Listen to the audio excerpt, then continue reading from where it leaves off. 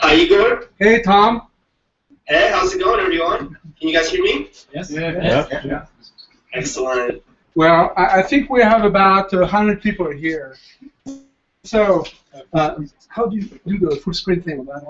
You see? Huh? I can see you guys. Yeah. You see that? Wait. Sorry. I'm trying to. Okay.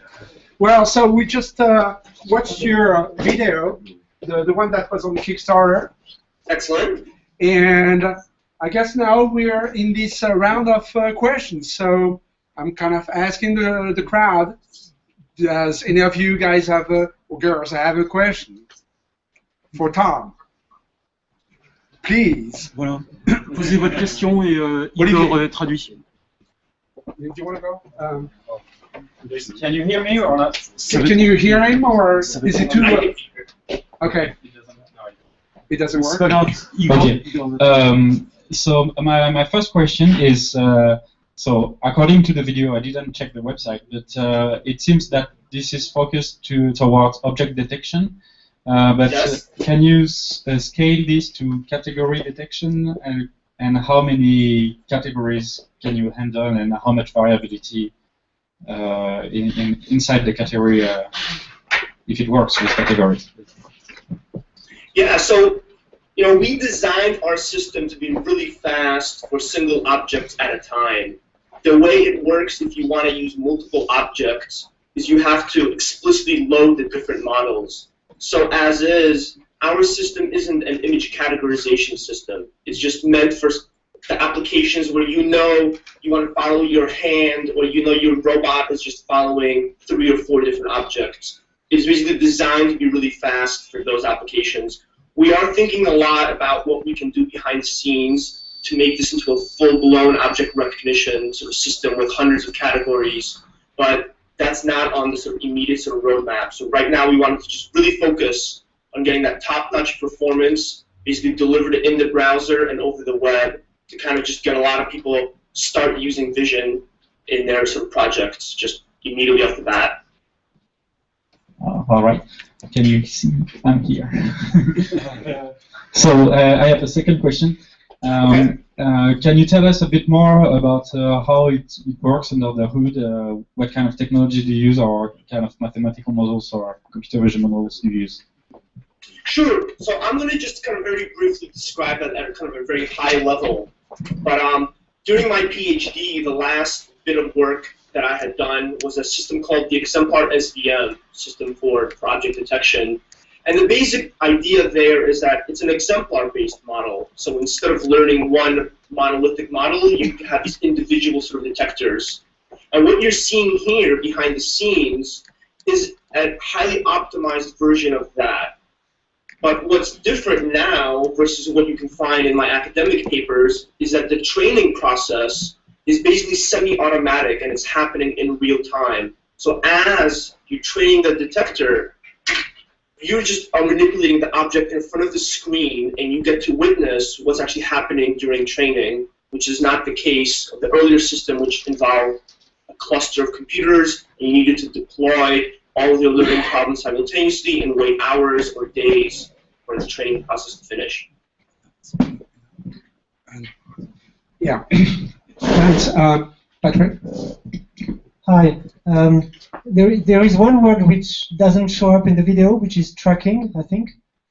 So how much is, I mean, is it pure sequential detection, or is it a mix of detection and tracking, as for instance in Predator and as it called, tracking, detection, and something that you might know this word. There is this video called Predator on the YouTube. The TLD, exactly, yeah, I'm very familiar which with is that a word. mix of both tracking and detection. So what about yours? I would say that we really focus on the detection as basically the big piece of technology is still the static image, single image object detector. But what also happens is that in the browser, there's a light tracking sort of component that's also working. So if you are interacting with our servers and you're able to send a request every second, you're essentially asking where is the dog in this image, where is the dog? You can then locally track between those 1 second intervals the location of the object. So it's a little bit of tracking that's happening in the front end. But there are a lot of applications where you're just accessing our servers and you don't have a JavaScript full environment running, so then you would just be using the detector and you wouldn't be using the tracking component. Okay. Yeah. Can you hear me? Can you hear me? It's like I'm back. Okay, I can hear you now. Yeah, I just would like to know what is the business model of the company. Yeah, well, what's the business model of the company? So again, we really want to be selling vision as a service. So right now, as we're just getting our ideas out the door, we don't have a fully we haven't converged on what exactly is going to be the price point and who's going to be paying for this technology. But we really want to be innovating on using the cloud to basically bring better and better detectors into people's hands and allow people for when they have in their application, they don't want to train their own system, they don't want to have a lot of complex sort of installations of issues, and they just want to use state-of-the-art system, and they just have 1,000 basically detection calls they need to make or 3 hours of video they need to process, that they'll be able to then basically pay for the service at either some sort of monthly subscription rate or an hourly sort of rate. So we're still basically talking to a lot of interested parties and trying to figure out exactly how to structure our pricing so that everybody is happy and everybody can get some sort of guarantee that they're not paying too much for something they're not going to use. So that's something that's kind of still in the works for exactly what the prices will look like. Okay. Any other questions?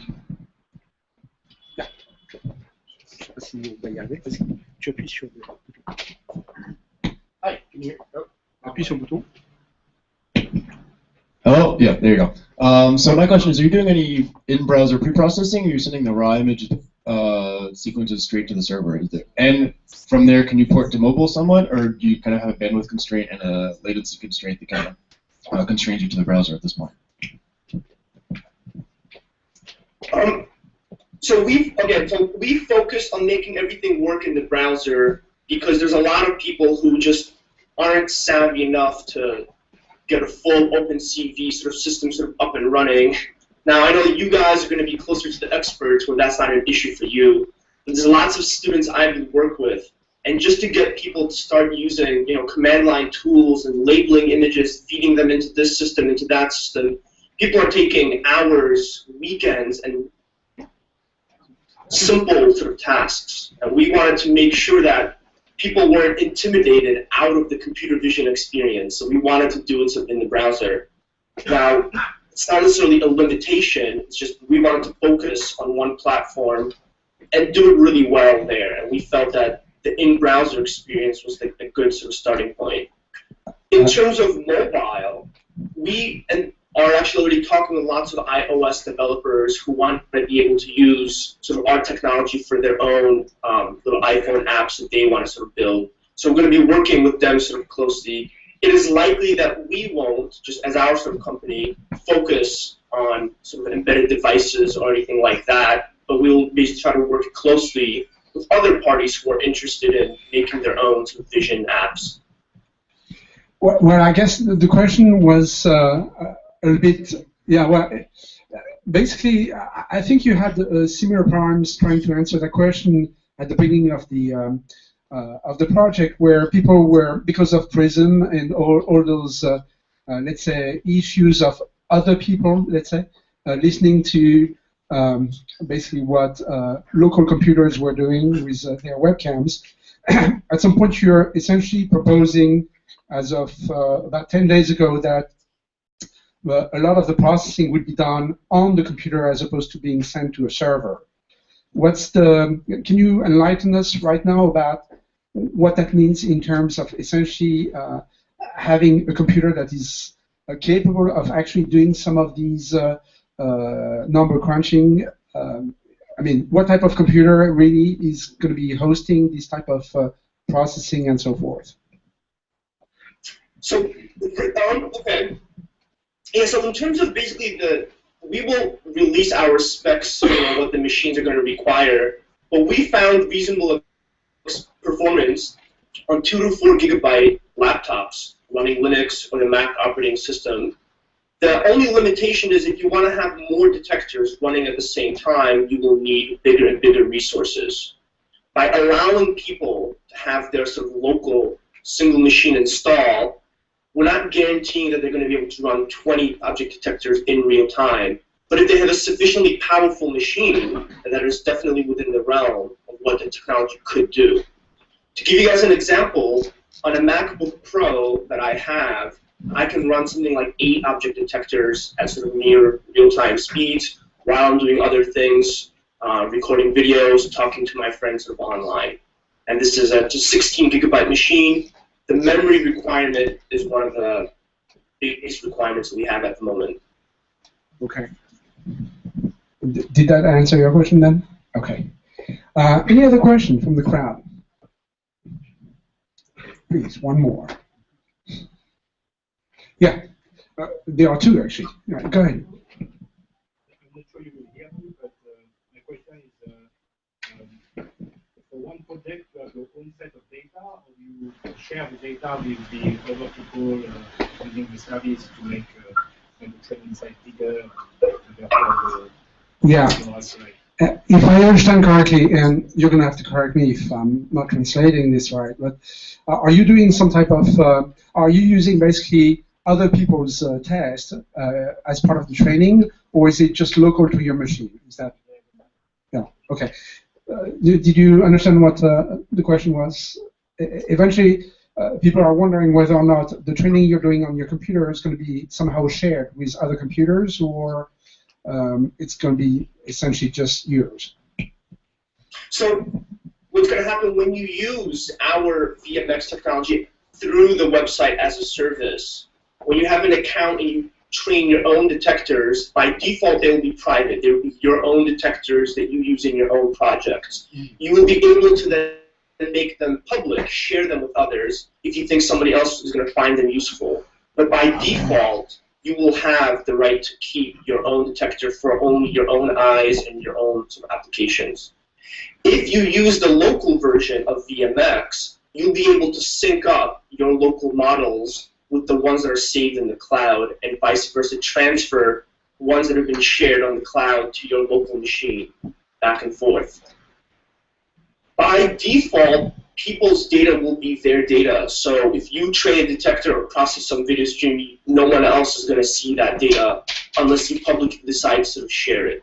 There's a lot of applications where people want to do this for their own, tracking apps, surveillance apps at home. They don't want other people to eavesdrop in and take a look at it. So we're pretty much committed to letting people keep things private by default and only sharing it when they explicitly say so. Nice touch, but yeah, I think that's a very good answer that people wanted to hear. Is there a second question? Oh, he answered that question as well. Okay. All right. Any other question? Because we're probably going to be running out of time for the second video. So, anybody else? Question for Tom? Direct live from Boston, right? You're in Boston, right? That's correct. Okay. Yeah, one more. What role does the 3D aspect play in your algorithm?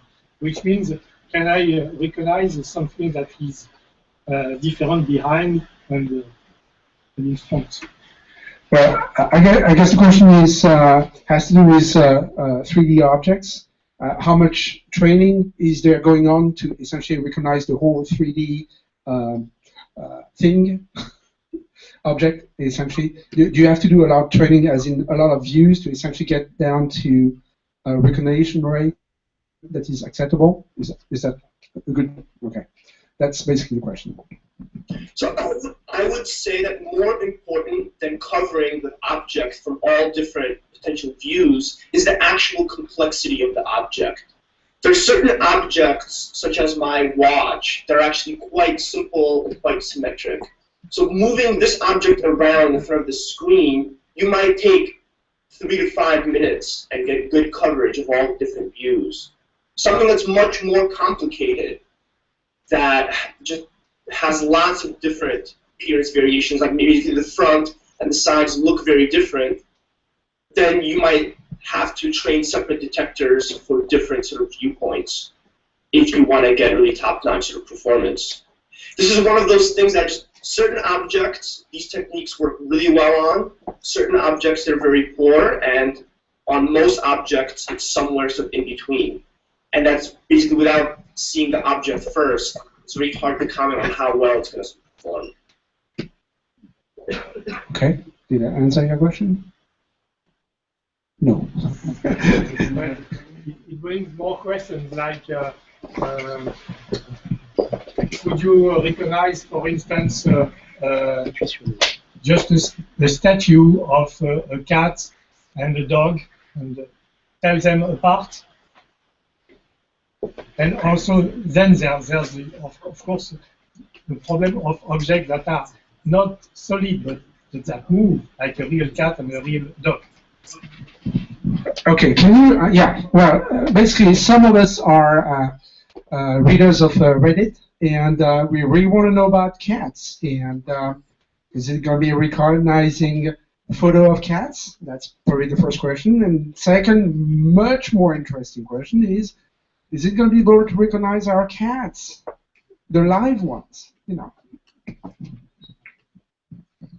Well, I could definitely comment right now and say that if you want to be able to detect and recognize your cat in your living room, then VMX is going to be a perfect tool for that. You just need to pick up your cat, bring him in front of your laptop, start recording, draw a couple of selection boxes, and you'll have your own industrial-grade cat detection that will work really well on your cat. Trying to go after this really ambitious problem of detecting all potential cats versus all different backgrounds, that's a really big one. I know a lot of guys like you, myself, just have been working on it for years, and it's still likely that in another 10 years we still won't have 99% accuracy on that.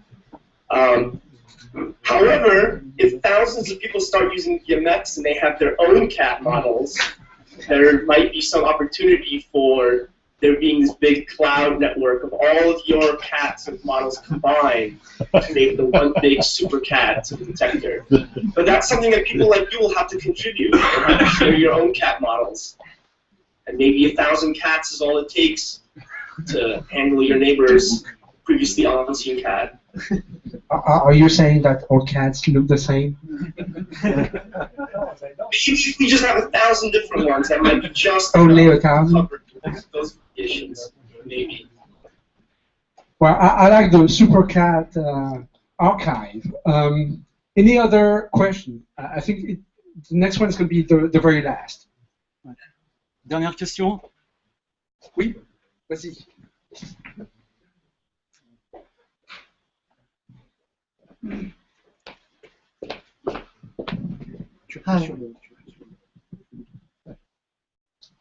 Hi. Have you worked on some motion recognition tools like Aibo from Sony? You know, the robot dog? Okay, no, I'm not familiar with that. Okay. Because it has motion recognition to recognize the master, and there's both motion recognition and voice recognition. Especially when the master is in movement. So okay. I was familiar with. Okay. All right. Well, what about a round of applause for Tom and his project?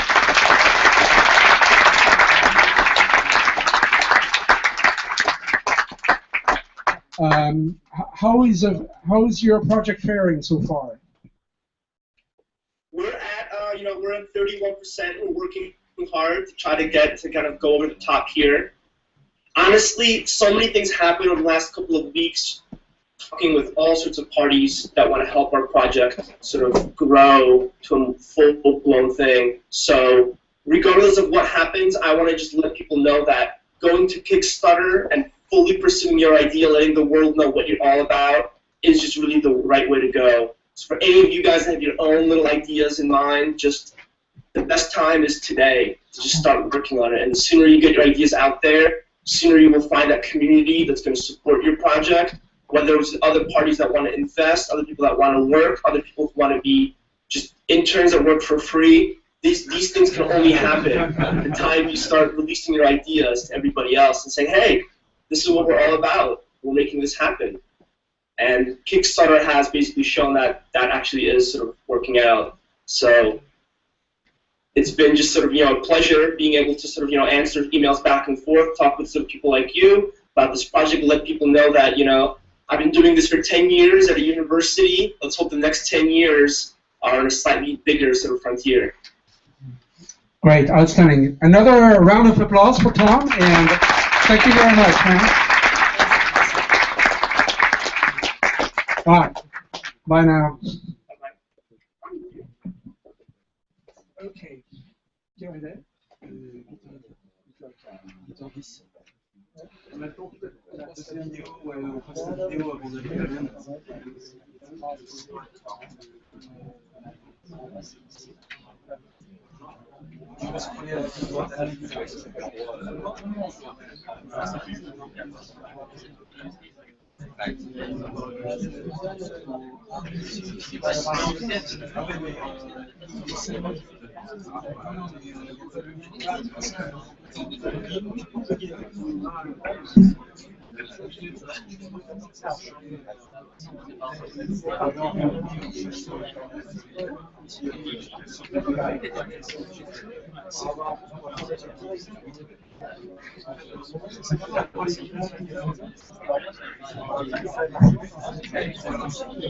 Bon, donc on va vous passer la deuxième vidéo du deuxième projet, et Allen, qui s'occupe techniquement d'une partie de ce projet, répondra à vos questions. Il n'est pas sur la vidéo, mais voilà.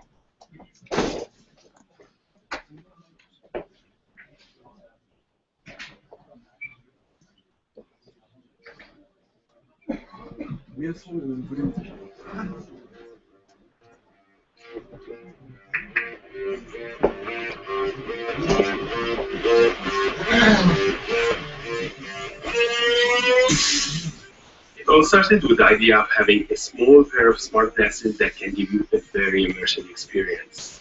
2 years, 20 team members, and 36 patents later, we're finally there. All we need is for you to take it to the next level.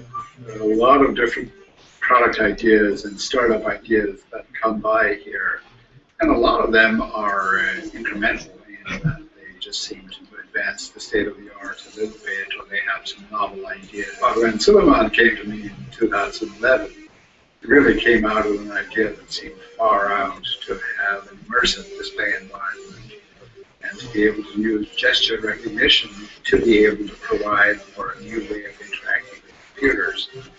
And over this course of the last 2 years, I've been very pleased to see at here labs put together a diverse team of scientists and engineers to put together this vision, which is now manifested in the first prototype.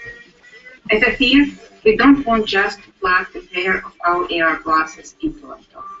Instead, we would like to create a truly mobile system, one which will bring all the power, all the information, all the personalization of the virtual world into the real world. And so we created the Athir DevKit.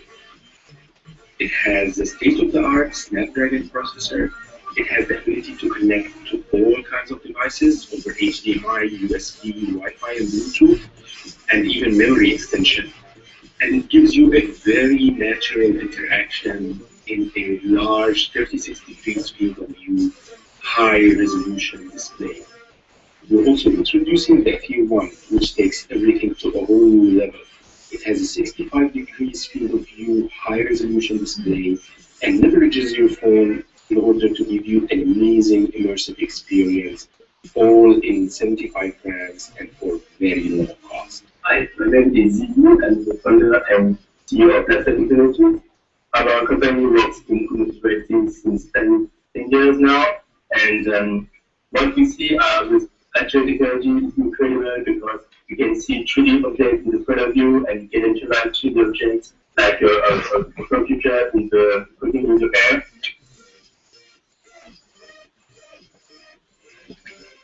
builds the hardware and software for a wearable device that complements the world around you and enables you to interact with the digital world in the most natural way.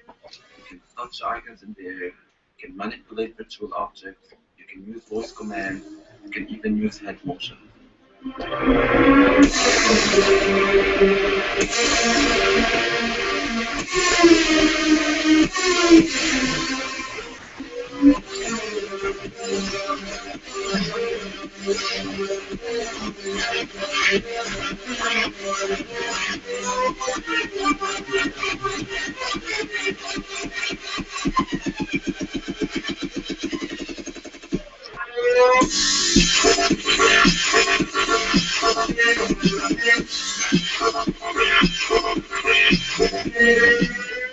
I'm Daniel Danilov. I'm the CTO of Softnet HP.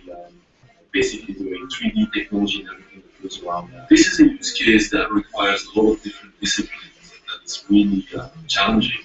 But what we see in Atir is a very strong engineering approach to all those disciplines combined and a good system approach that we really admire. Our computer vision system enables sub-millimeter hand interaction detection with a minimal overhead on a mobile processor. At Atir, we have an important feature. We adjust and personalize each displayed image to each eye. By doing that, not only we provide a comfortable visual experience, but also we avoid eye fatigue. And it's not just, like Google Glass, a small screen. It's very big screen in front of you, and you have a computer in a simple pair of glass.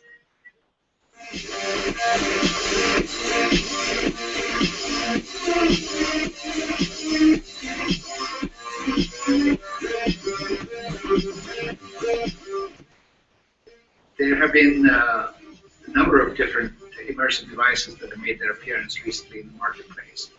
Atir One will set the gold standard by pulling together a number of revolutionary new advances in gesture recognition as well as in see-through optic display technology to come together with new ways for human-machine interaction. Congratulations to Atir Labs and founder Suleiman for pulling together this vision in such a short period. We came to reach out to the developer community. We would like to put our platform into developers' hands and with their help create new generation of applications which will put people into the center of this connected world.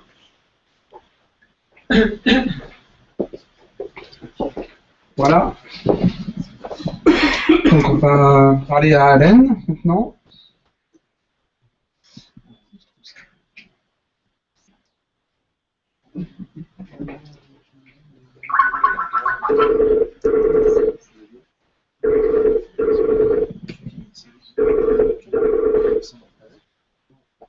Hello, this is Alan calling. Hello, Alan. This is Igor. Hi, how are you guys? Fine. Right now, we still don't have video for you. Do you have a webcam on your side? Oh, yeah. Here we are. All right. Hello, everyone. Hi. We've got about we've got about 100 people in the crowd. We just saw the video that you had on the Indiegogo site. And, yeah, that's right. And basically, well, first of all, I was wondering if you had additional stuff to say about it. Congratulations on getting over the 100% limit that you're supposedly supposed to cross in order to get funded. So congratulations on getting funding. Thank you, Rick. And basically, I was wondering if you had additional stuff to say about this. And next, we'll have questions from the crowd. Yes, definitely. Questions, suggestions. The more the merrier. So actually, I actually have the mock-up of the prototype with me today. And of course, so this is what we call. Let me show you here. Atir One, and it's being designed as a consumer product. So what we call this type of prototype a smart glasses. And of course, the reason we call it glasses is because to differentiate the Google Glass. And the main difference is that the system actually runs on Android system. So if you have experience, sorry, there's some pop-ups. So if if you have experience writing Android apps or doing research or demonstrate your research using Android systems, so you should be very familiar with the software side, because we are, in addition to the hardware, we also have the so-called API, Theer API, and the structure of the API is very similar to the standard Android API, and we even actually borrow the good concept of downloading the API, installing the API, also giving bugs, report, and feedbacks, very similar to the Android framework. Now, what we added, in addition to the hardware that we have here, and then we can talk about more about the hardware itself, but I think the crowd is more interested about the software, and then the research, what kind of research add-on we can have. So basically what we have, the reason we choose Android is because Android is an open system. And of course, you can think about, you can add the 3D immersive computing and also natural gesture on Windows systems. And a lot of people have done that. I've seen a lot of papers doing that. The reason we choose Android is because it's an open system, so we can add our own API and our services into the system. Now, once you install this service, what you can have is a new channel that you can actually display 3D information on two displays. And if you are familiar with the state-of-the-art in the mobile chipset, a lot of chipsets now support very naturally 3D displays. So our Theer API will take over those 3D displays. Instead of just showing 3D movies, we're going to show you two projections of a virtual object in space. So you can still program in OpenGLEX, and then we are going to project the virtual object. You can place the object anywhere 1 meter away from you, twice into the two displays, and then when you see through those two displays, you will be able to see the virtual object in 3D. So this is the 3D output side. And on the other hand, a Theer API can also give you a 3D input. Now, this 3D input will be actually natural gestures. So you can actually use your gesture to click and then rotate and manipulate those objects. The important thing, I don't want to drag this discussion too long because I want to hear what the audience would like to ask. But in essence, what the main difference about our gesture recognition and other gesture recognition in commercial products and also in conferences, there are 2 points. The first one is that I think we are one of a few gesture recognition that can run in real time up to 100 frames per second on a mobile processor. The current code doesn't even have GPU acceleration. So it's just one single core of ARM processor and a depth sensor. We can actually achieve up to 100 frames per second. And the second one is that our gesture recognition is absolute gesture, which means a lot of people are familiar with Kinect or smart TVs, like Samsung smart TVs. So in those scenarios, they treated your gestures mostly like a mouse. It's relative. So you are doing something 5 meters away from the TV. The effect of your gesture appears in the TV. So there's no absolute connection between your gesture and the virtual object. But because we are putting two displays very close to your eyes, so what we want is an absolute gesture feedback, which means you have an object that is half meter in front of you, and I want my gesture recognition to be able to, in absolute 3D coordinate X, Y, Z, to be able to connect, touch, and manipulate the exact objects in front of you. And then, so that actually raised the requirement for the accuracy significantly. Because if you only manipulate an object on TV, which is 5 meters away from you, if there's any estimation error or jittering, when you have image noise in your depth image, and you don't see that much difference on the TV. But if you have objects that is rendered through a pair of displays in front of you, and then you want to touch it, really use your hand to touch it. And if your algorithm is not able to actually, achieve that touching, and then your two eyes actually will see that very quickly, that notice that something's wrong, the calibration is off. So that's that raised the bar for a good accuracy and anti-jittering and anti-signal noise in a higher level.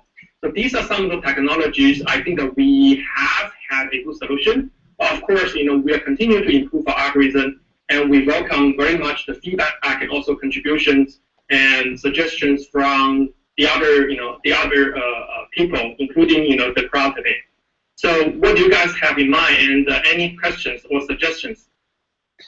Well, thanks, Alan, first for that summary. I was wondering, anybody has a question? We're kind of in awe, just looking at those glasses. Yeah. Can you hear me? Okay. Hi. Yes. Do you deal with the Virgin's accommodation conflict? Can you say that again? Can you deal with the, basically, do you track the eyes? And are you able, especially when you display 3D things in a stereoscopic manner, can you deal with the accommodation and Virgin's conflict, which is supposed to be one of the reasons people don't like 3D movies? You're talking about eyes? I'm talking about the Virgin's accommodation conflict. Yes. Actually, that's a very good question.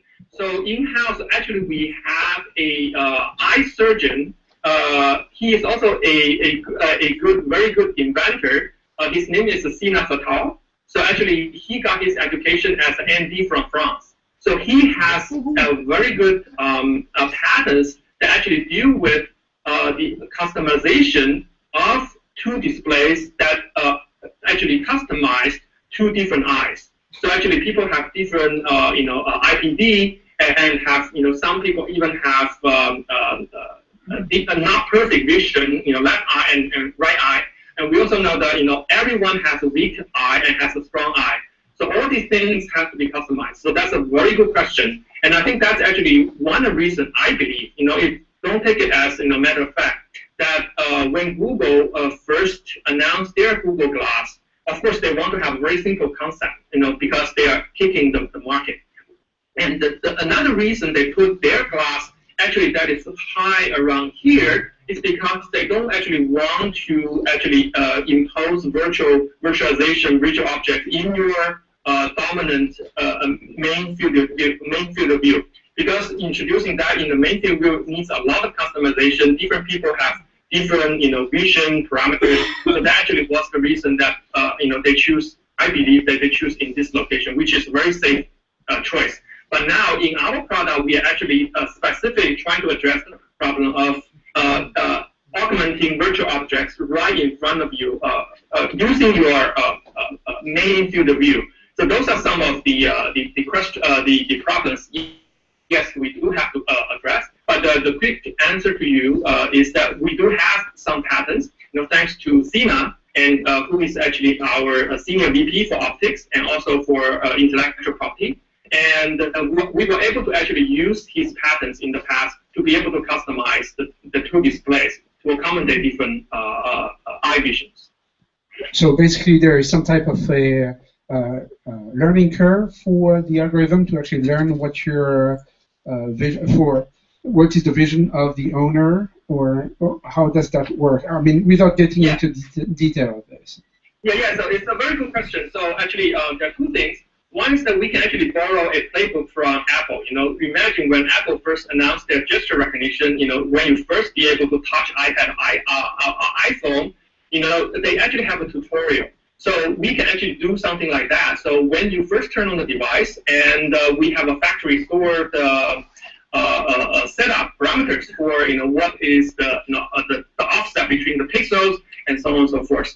And of course, actually in our company, we already have this. We already have noticed that actually different people, when I put my glasses into another co-worker of mine, and then he or she may not actually see 3D at all. So we have to actually change the display parameters to be able to for her to change that. So that is one thing that you can actually build an Android app. That using the app as a tutorial, you can actually in the background adjust these parameters. The difficulty here is that how to make it intuitive, such that the everyday users, they only complain that whether they can see comfortable 2D or 3D or not. But but they are not going to know anything about the ergonomics, the optics, and so on and so forth. So that's the challenge. And the second thing I think that to our advantage is that if you look at optics, if you go to see an eye doctor, and then you want to get a pair of glasses, there's already a very well-established set of procedures that the eye doctor is going to go through in order to prescribe a prescription glasses for you. And actually, there are also apps on Android and on iPhone as a like eye doctor app. So by some simplified procedure, they can actually emulate that and then give you not a comprehensive set, a limited set of parameters of your eyes. So you can actually search for eye doctor on iTunes or also Google Play. And we can also borrow a page from that playbook. So what I'm trying to say is that I don't think that we have to reinvent the wheel, and that there are a lot of things in the medical field we can already borrow. And our main challenge is how to make it intuitive. And I think that's the thing that we need to do. I had a question on the hardware side of things. When you look at Google Glass or any other glasses that are coming up these days, there is the tremendous issue of whenever you're taking video, you have the issue of battery. The battery for Google Glass or any of the other competitors are essentially not that good. And what I'm hearing from your glass, I'm hearing about larger display. I'm hearing about some type of learning algorithm of the interaction between the user and essentially the scene. And I'm kind of wondering, where do you get the power, and where is the computing being done? Yeah, that's a big question. So if you look at, let me reduce my so that we don't have echoes. Okay. We are actually marketing two devices. The first device is the dev kit. It's a developer kit. So the developer kit currently is sold. It's on pre-sale for $850. And if you want to get the developer kit earlier by the end of Q1 or at the beginning of Q2, so you can pay $1,000. So by the way, the $1,000 is much cheaper than Google Glass, with a lot of more functions than Google Glass. And you guys may also know there are competitors for us, but I think that in terms of the price point, we are actually definitely very competitive. Now, going back to your question, in the dev kit, actually we have stereo cameras. We have two cameras, so you can do stereo vision. If you are interested in doing visual odometry, and we have GPS, Wi-Fi, Bluetooth. You can do sensor fusion, vision fusion, whatever you want on the dev kit. And the dev kit also has a top-of-line Qualcomm Snapdragon 800 series ARM processor, which has 4 cores and a very fast speed. And it also has a GPU in the same chipset. And so you can either program your algorithm on the CPU or GPU, and these processors can access the cameras in native speed, using MIDI connection, and so you don't actually have to stream the video to a computer for processing. So that's very good for research and very good for I think it's the top of line choice for doing computer vision on the go and doing immersive computing type of algorithms. Now, we have another product, which is this one. And in the Kickstarter, we have said that this is going to be a tethered mode. So being tethered, which means we are not going to have GPS, Wi-Fi on the device. So you are not going to put a huge antenna on your head. So that's very good for the consumers. Now, the main computation power will be on a smartphone or a tablet. So as long as you have HDMI, so you can stream we can mirror your screen to our device. But of course, so the bottleneck, as you correctly point out, will be the connection. So currently, we are using Bluetooth, as we said, to stream it's not going to be real-time stream. But wireless stream the images, you still can capture from the device to your smartphone. So in that case, the app will be running on the smartphone, but you will not have 20 frames per second images from the devices. So it could be, based on the Bluetooth bandwidth, as many of you are well known. You can get like 1 or 2 frames per second, or 2 or 3 frames per second, depending on how much you want to compress it. If you want to have very good quality, probably 1 or 2 frames at 1024 by 768. And if you are willing to work with 640 by 480, and then you use JPEG, and then you compress to a very small file size, and of course through the Bluetooth image profile, image transmission profile, or the camera transmission profile, you potentially can get much higher frame rate. So I don't know if I completely answer your question for that. Well, I was kind of wondering about the battery, because you talk about GPUs, on the 2 different glasses, and on the last one you basically talk about the fact that most of the computing is being done on the computer, and that's why you have the HDMI link. So basically the power is essentially solved there because you're getting it directly from a laptop or whatever. But for the other camera, where do you get most of the power? I mean, do you have to have a battery pack with you that is pretty large? What's Yes, so that's a very good question, and I realize I didn't fully answer your question. So in terms of the battery, yes, both devices at this time have to have batteries. So the dev kit itself is complete smartphone, plus the glasses. So definitely it has to have a battery. But the good thing is about that case is that we are not actually selling the dev kit for consumers. So we are actually envision that some vertical markets, corporations, field engineers, and also gamers, 3D gamers. If you want to do those, paintball game or something like that, you're already wearing a lot of gears.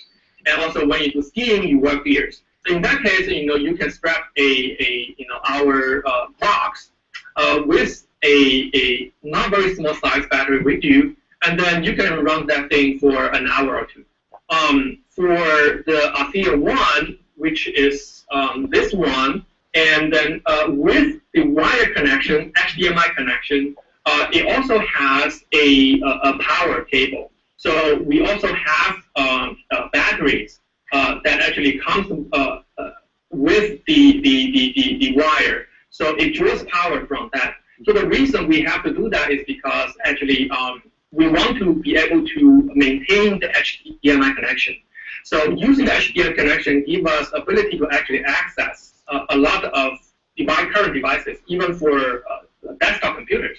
But the HDMI, doesn't have the ability to charge the device itself. So we cannot integrate the battery itself to draw power from the smartphone. But in the future, I can actually tell you that if you look at the future standard for those smartphone connections, there are standards being worked on right now in the time frame of 1 year, optimistic 1 year. You will be able to have actually a new connection standard that you not only can transmit video from the smartphone, you can also share the battery with the smartphone, and at the same time, those in the optimal way. So the new those new standards can also create a back channel that you can also create a USB channel that you can actually stream your images to the smartphone. So that has been worked on. But for now, so that actually is the solution that I think that will benefit the largest number of our users. All right. Anybody else has a question? Anybody? Okay. Well, Alan, it's been very nice talking to you, and congratulations on getting your project funded. The end of the end period is January 31st, right? And there are still some glasses available at $450, right? That's right. That's right. Great. Well, what about a round of applause for Adam?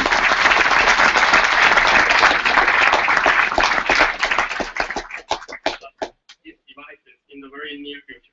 All right. Well, thank you very much, Alan, and it's been nice talking to you. Thank you very much. See you guys later. Bye.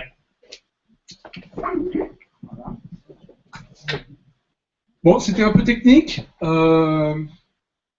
et je pense qu'on n'a pas eu beaucoup de questions sur le machine learning parce qu'en fait, il faut d'abord avoir l'infrastructure pour pouvoir parler d'algorithmes. Mais justement, la personne qui va nous sauver et qui va nous parler d'algorithmes pour les images sera Patrick Pérez, qui travaille pour Technicolor et tu travaillais aussi pour l'INRIA à un moment, c'est ça? Ouais, voilà. Oui, enfin. En disponibilité. Super.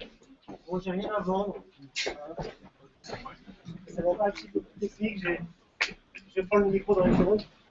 Je ne sais pas quelle est l'audience. J'ai vu déjà quelques images connues, donc des gens de l'action ordinateur.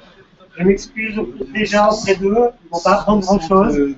70% de geeks et 30% de curieux qui vont savoir plus sur le machine learning. Il n'y aura pas de machine learning. Machine learning, computer vision, tous les sujets geeks. Et tout ça en un quart d'heure. Okay. Exactement. Ok. Bon, donc je vais vous parler de recherche d'images à grande échelle. Et bon, assez ironiquement, je pense qu'il y a des choses qui n'ont pas été dites par les gens qu'on a eu sur Skype qui pourraient résonner avec ce que je vais vous raconter. Même si je ne parle pas de reconnaissance à proprement parler. Donc, moi, ce qui m'intéresse aujourd'hui, c'est donc d'évoquer la recherche visuelle dans le cas très particulier où c'est la recherche par l'exemple. Donc, on a une image et on veut que cette image aller fouiller dans une base d'images ou de vidéos. On va dire que c'est des images pour simplifier. Alors, clairement, il y a des choses qui existent pour faire ça, mais tout, puisque si je prends bien, il y a 70% de geeks, tout le monde sait qu'on peut maintenant mettre une image dans la barre de recherche de Google Images. Ça a fait un peu du mal à la communauté vision par ordinateur. Bon, bref, en tout cas, c'est utile parce que ça permet de retrouver la source d'une image qu'on a perdue, une meilleure version d'une image, et puis des infos sur l'objet qu'il y a dans l'image. Alors, cette même fonctionnalité qui est de rechercher des informations sur l'objet dans l'image, c'est le cœur de l'application Google Goggles, où on peut reconnaître un tableau de Frida Kahlo. Ça pourrait être un livre, un vin, etc. Alors, peut-être moins connu, Amazon a la même chose, Amazon Flow, sur les couvertures de livres, de DVD.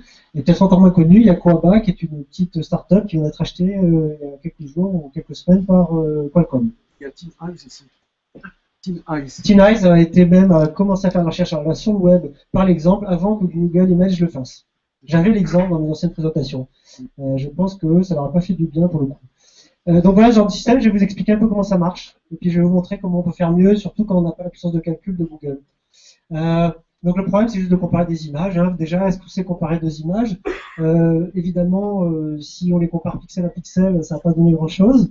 L'image, les objets d'intérêt ont bougé, la lumière a changé, les couleurs, etc. Donc on va déjà oublier cette solution naïve. Alors il y a plusieurs façons. Donc l'idée, c'est d'avoir un résumé signifiant et suffisamment robuste du contenu visuel de l'image. Alors, il y a plusieurs façons éventuellement qui peuvent être combinées de faire ça. C'est soit des statistiques globales sur les couleurs, les textures, etc. Soit un pipeline qui est assez populaire et qui est vraiment celui dont je vais parler, qui consiste à extraire des fragments de l'image, soit de façon futée, soit de façon parfaitement bourrine, et après les décrire. Donc tous ces petits fragments vont être décrits, je vais vous montrer ça. Et après on finit d'une certaine façon avec un seul vecteur, une seule liste de nombres pour décrire l'image que je vais appeler une signature pour essayer de fixer la terminologie. Et le but du jeu, c'est de savoir faire ça et ensuite de le faire à grande échelle. Okay, donc je vais vous click on Shift. Ah, c'est pas mal. Donc je vais vous parler en 2 secondes de qu'est-ce que c'est qu'un descripteur de fragment d'image. Alors un fragment d'image sur cet exemple, c'est une ellipse qui a été détectée par un algorithme assez sophistiqué de ce qu'on appelle de points d'intérêt ou de points caractéristiques. On peut s'en passer, mais voilà, pour cet exemple, on sait qu'on a cette ellipse qu'on veut décrire dans l'image. La première chose à faire pour pouvoir la décrire de façon robuste, c'est de la normaliser géométriquement. Donc l'ellipse, on la rend ronde, d'accord. Et il nous reste quand même un degré de liberté qui est l'orientation. Si je tourne le rond, il reste rond, à part que le contenu de l'image, c'est plus le même. Donc une technique, c'est de trouver dans ce dans ce disque d'intensité lumineuse une certaine direction un peu privilégiée qui s'appelle la direction dominante. Malheureusement, il n'y en a pas toujours qu'une. Bon, bref, ça je vais passer. Et une fois qu'on a ça, on peut complètement normaliser mon fragment circulaire d'image, d'accord? Il est en noir et blanc.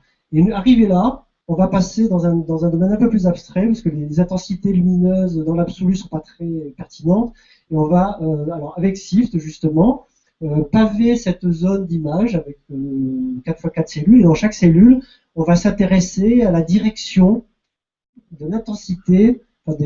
Si vous voyez l'image comme un paysage, dans chaque point vous avez une pente. Ça c'est une direction. On va s'intéresser à ces directions-là en chaque point, dans chaque cellule, et on va faire des petits histogrammes de direction. Alors ça a l'air compliqué comme ça.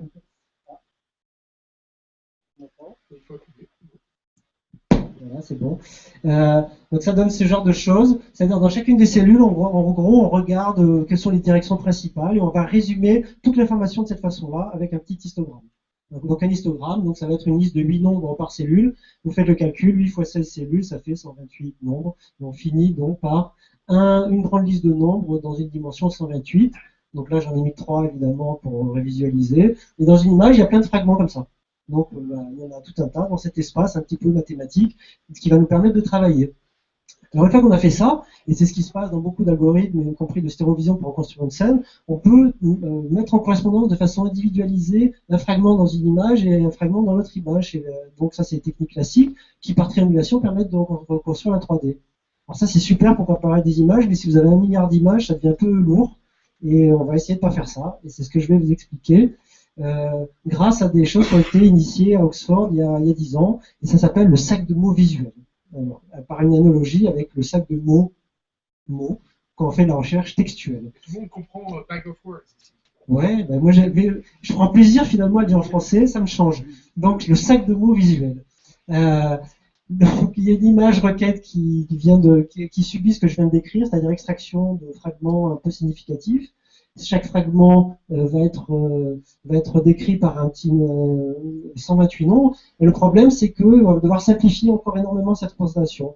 Alors, on va oublier plusieurs choses pour simplifier. On va oublier la valeur exacte de ces nombres, c'est-à-dire que chacun de ces vecteurs, donc vecteur, c'est liste de nombres pour ceux qui n'ont pas fait de ce genre de choses, chacun de ces vecteurs va être représenté va être quantifié en un seul vecteur. Alors, il va y avoir une liste possible. On va voir combien plus tard. Et ces vecteurs représentatifs, c'est ce qu'on va appeler les mots visuels. Donc c'est des espèces de descripteurs typiques qui ont été appris au préalable et sur lesquels on va envoyer tout le monde vers le plus proche, de façon à quantifier considérablement l'information. L'autre, en faisant ça, on fait une approximation évidemment, parce qu'on perd beaucoup de précision. L'autre information dont on va se débarrasser momentanément, c'est de quel endroit ça vient dans l'image. D'accord ? Donc on reste avec quoi? Donc voilà à quoi ça ressemble. On reste avec simplement une image, et l'image requête est composée du mot visuel numéro 1 à 25 endroits, mais on ne sait pas où, du mot visuel numéro 2 15 fois, etc. On a un histogramme de mots visuels, comme on pourrait avoir un histogramme de mots dans une page de texte. Ok? Et donc c'est ce qui est représenté ici. Alors il y a beaucoup de mots possibles, et dans une image, il va y avoir, pour vous donner une idée, entre 100 et 1000 mots visuels. Et ça s'appelle donc le sac de mots visuels, Bag of Words, or Bag of Visual Words, or Bag of Features. Ok. Et maintenant, pour chercher ça de façon rapide, on fait comme du texte, d'accord? On met une table un index à la fin d'un livre. Pour chaque mot visuel, on a les pages où ce mot visuel apparaît, à part que les pages, c'est des images dans la base. Et c'est ça qui permet de faire la recherche extrêmement rapidement. C'est-à-dire que le sac de mots visuels de ma requête peut être comparé de façon très rapide grâce au système de fichiers inversé avec index, avec toutes les images dans la base, et seulement celles qui contiennent au moins un mot en commun, ce qui réduit évidemment considérablement. Et à la fin, on se retrouve avec une liste, et ensuite, une fois qu'on a cette première liste, on compare effectivement les mots visuels, les sacs de mots visuels, donc ça fait une première liste rankée, affreux anglicisme, donc ordonnée, et après, enfin, on peut se permettre d'aller faire ce que j'ai dit tout à l'heure, c'est-à-dire comparer les fragments individuellement. Parce que là, il n'y a plus beaucoup d'images, et ça s'appelle la post-vérification géométrique. Donc voilà, ça c'est ce qui se fait, y compris dans les grandes lignes, dans des systèmes comme Google Images, on suppose. On a de fortes présomptions. Alors c'est super ça, mais si on veut que la recherche soit précise, il faut un très grand nombre de mots visuels, il faut être quand même très précis, entre 20 000 et 200 000. Alors ça a l'air de rien, mais donc un mot visuel, je rappelle, c'est un vecteur de dimension 128, il a fallu en apprendre sur une base d'apprentissage. Okay, c'est ce qu'on appelle du clustering en franglais. Donc c'est un peu lourd à apprendre, mais le pire c'est que à chaque fois qu'on veut utiliser ce dictionnaire visuel sur une image, pour chacun de ces fragments, il faut rechercher lequel des 200 000 mots visuels lui est le plus proche. Donc ça c'est hyper coûteux. Et typiquement, si on regarde le système, ça revient à une empreinte mémoire d'environ 10 kilobytes, 10 kilooctets par image.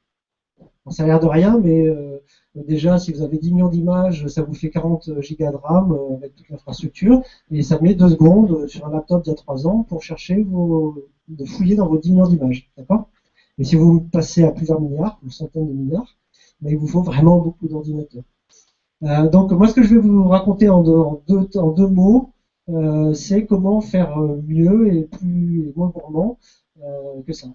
Alors, et en particulier, comme ça pour ceux qui ne vont pas suivre le reste, ils auront au moins le chiffre, on peut tomber à moins de 20 octets par image, en ayant des performances similaires, voire meilleures, ce qui fait que sur le même laptop d'il y a 3 ans, ça faisait 50 millisecondes pour fouiller les 10 millions d'images. Voilà. Alors... ça affecte en mode, excuse-moi, la réduction en termes de facteurs. Eh ben, tu vois, tu es passé de 2 secondes à 50 millisecondes, donc c'est 200, c'est ça ?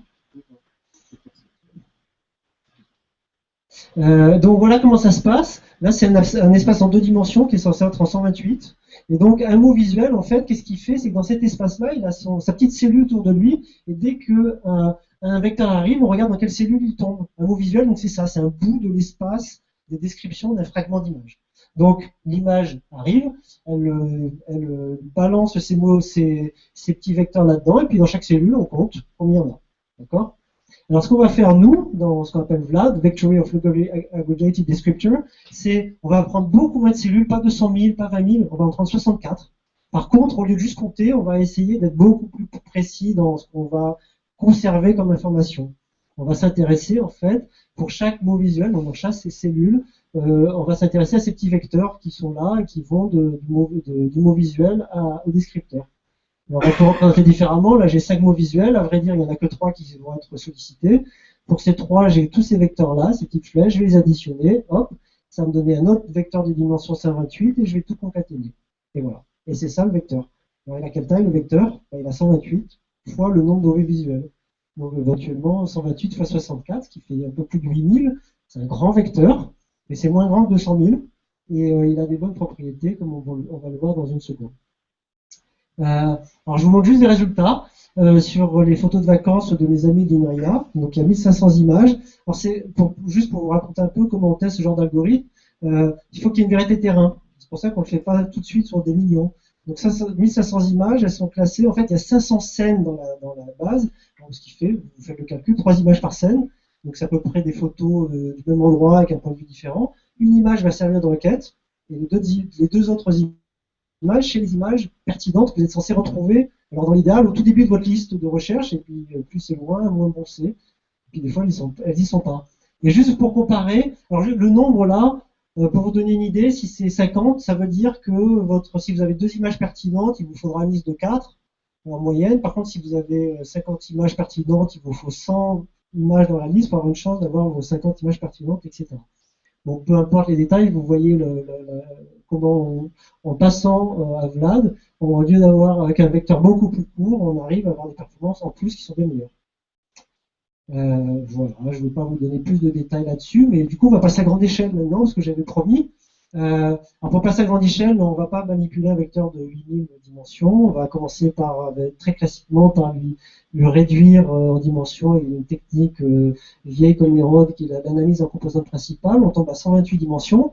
Alors là c'est intéressant d'avoir cet ordre d'idée, on tombe à une dimension, là je parle de la signature de toute l'image. C'est un vecteur qui a la même dimension que celui qui décrivait avant un tout petit fragment. Donc voilà, pour un ordre d'idée. Et puis en plus, on va lui aussi l'approcher de façon un petit peu brutale, enfin, moins que les autres. Et tout ça pour dire qu'on va arriver à avoir un système approché qui n'aura plus qu'une empreinte mémoire de... ça peut descendre en ayant des résultats pas trop dégradés jusqu'à 16 octets par image. Et c'est ce que vous voyez sur ce graphe. Là, on est monté à 10 millions d'images. Vous allez me dire comment on fait la vérité terrain sur 10 millions d'images.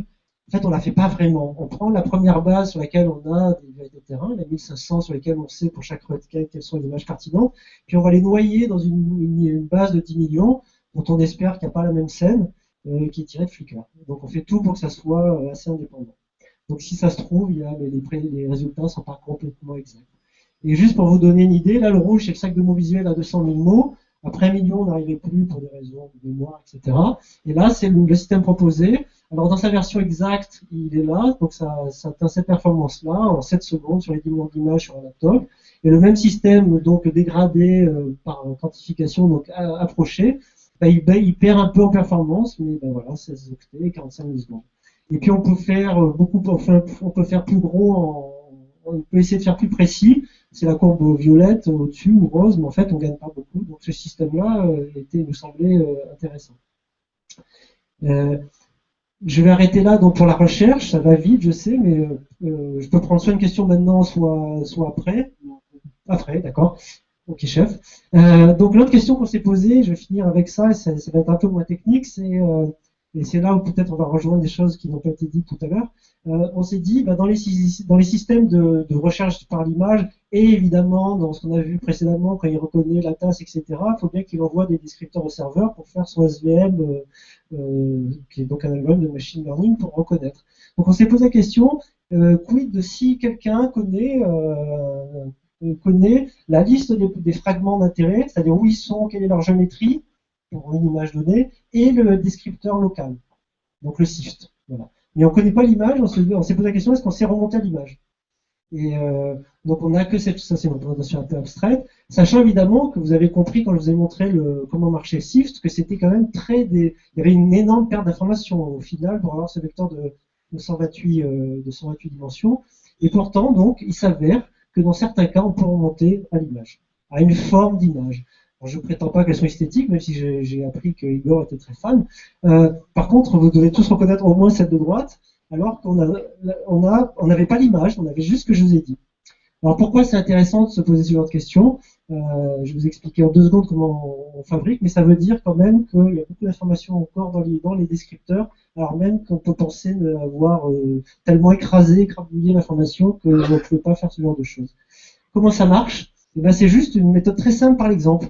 J'ai une base d'image qui est complètement externe, qui n'a rien à voir avec l'image que je veux reconstruire, et j'extrais 6 millions, il se trouve dans cet exemple-là, 6 millions de fragments que je normalise en disque, pour lesquels on a la couleur, et on les a dans une base, et pour chacun, on a son descripteur SIFT. Okay, bon, normalement, c'est 4-4, c'est pas 2-2. Et en fait, maintenant, quand ma nouvelle image arrive, que je veux éventuellement reconstruire, je vais faire fragment pour fragment. Je prends un premier fragment, je ne connais pas l'image de départ, mais je connais la géométrie du fragment et son descripteur. Je vais dans ma base, je fais une recherche exhaustive, je retrouve le fragment qui lui ressemble le plus, et je lui applique la géométrie, et je trouve ça. Donc, qui a effectivement l'allure de ce qu'il y avait en entrée, mais qu'on n'avait pas. D'accord? C'est ça le principe. Alors maintenant, on s'est dit, on est content, on va le faire fragment par fragment, et voilà ce que ça donne. C'est pas très beau. Donc, on a tout empilé. On a commencé par les plus gros, et puis c'est ce qu'on appelle les feuilles mortes. Le principe des feuilles mortes, et on a empilé les plus petits au fur et à mesure. Alors ça, c'est pas super. Par contre, il suffit de modifier un tout petit peu l'algorithme pour que ça marche beaucoup mieux. En fait, à chaque fois qu'on va coller un fragment, on va le modifier par une technique particulière pour qu'il se fonde dans ce qu'il y a déjà de présent dans le collage. Et voilà. Et au bout du compte, il y aura encore des trous qu'on va remplir par interpolation pour ceux qui connaissent. Et voilà ce que ça va donner. Voilà. C'est tout simple. Je vais vous le faire en pseudo-live. Voilà ce qui se passe, ça avance, c'est pas tous les fragments. D'ailleurs, vous voyez le nombre de fragments, c'est intéressant, on est monté assez haut, il y en avait près de 4000. Et là, on obtient cette image. Alors, pour ceux qui savent, ils disent pas, est-ce qu'il y en a qui reconnaissent cette image? Ouais. Ouais, il a dit. C'est le dictateur, c'est pas Hitler. Donc voilà, c'était ça l'image. Et je vous montre juste 2 exemples pour finir. Il y en a d'autres sur ma page. Sur ma page, il y a un lien vers mon collègue Hervé Gégaud-Linria qui est vraiment la cheville ouvrière de tout ce que je vous ai raconté, dans lequel cette page, il y a toutes ces images de vacances reconstruites de cette façon-là.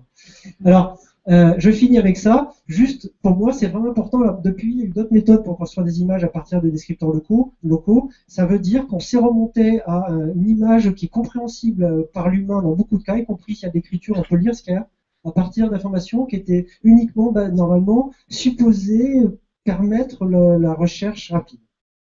Et je pense que ça vaut le coup d'y songer quand on met ces photos sur Facebook. Je vous remercie.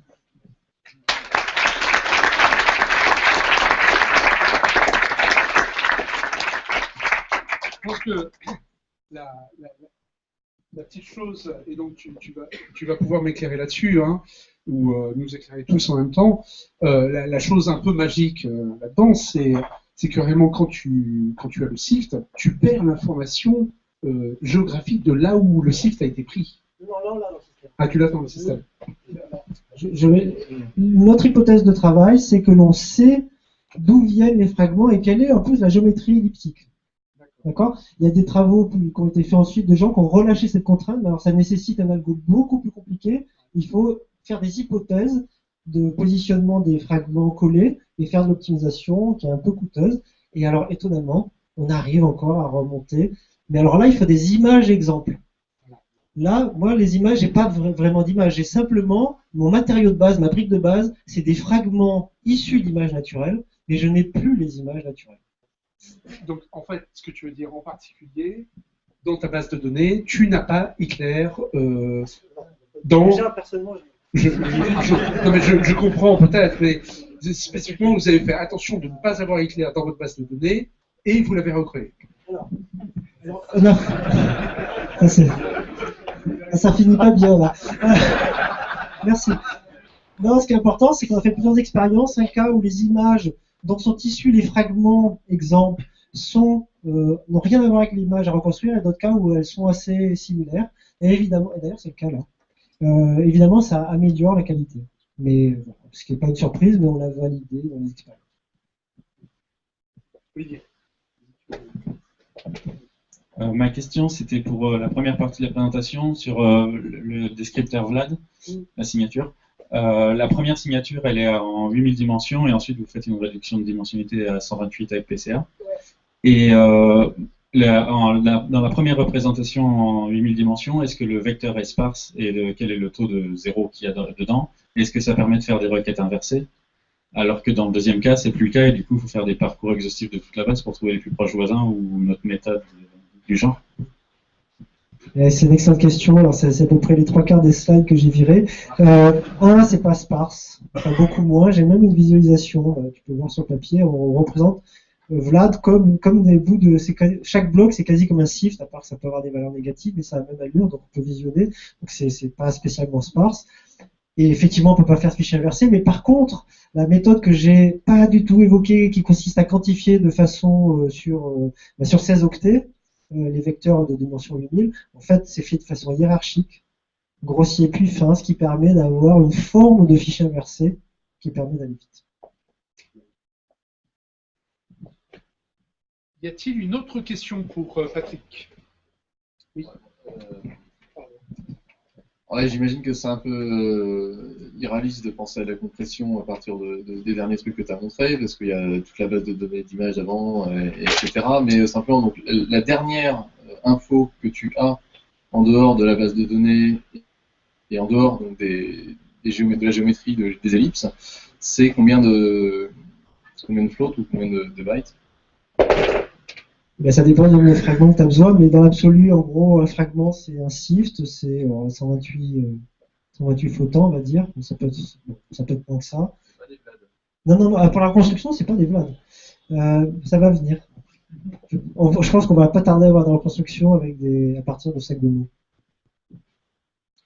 Oui. Est-ce que vous avez pensé à utiliser la propriété de faire des supermots en agrégant l'agrégateur Ça c'est même avant, enfin sans parler de VLAD, ça c'est un truc qui est assez classique, qui s'appelle le modèle pyramidal en recherche, mais surtout d'ailleurs en reconnaissance.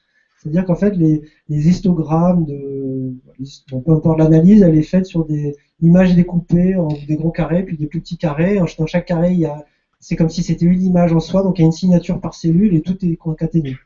On peut le faire aussi nous, mais donc c'est une technique assez classique et qui en particulier en reconnaissance et améliore considérablement, enfin en tout cas est très très populaire pour améliorer pour avoir plus d'invariance à l'échelle, etc.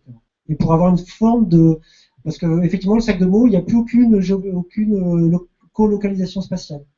Et ce faisant, bah, comme tu suggères, on peut en retrouver une tout en préservant les propriétés d'efficacité.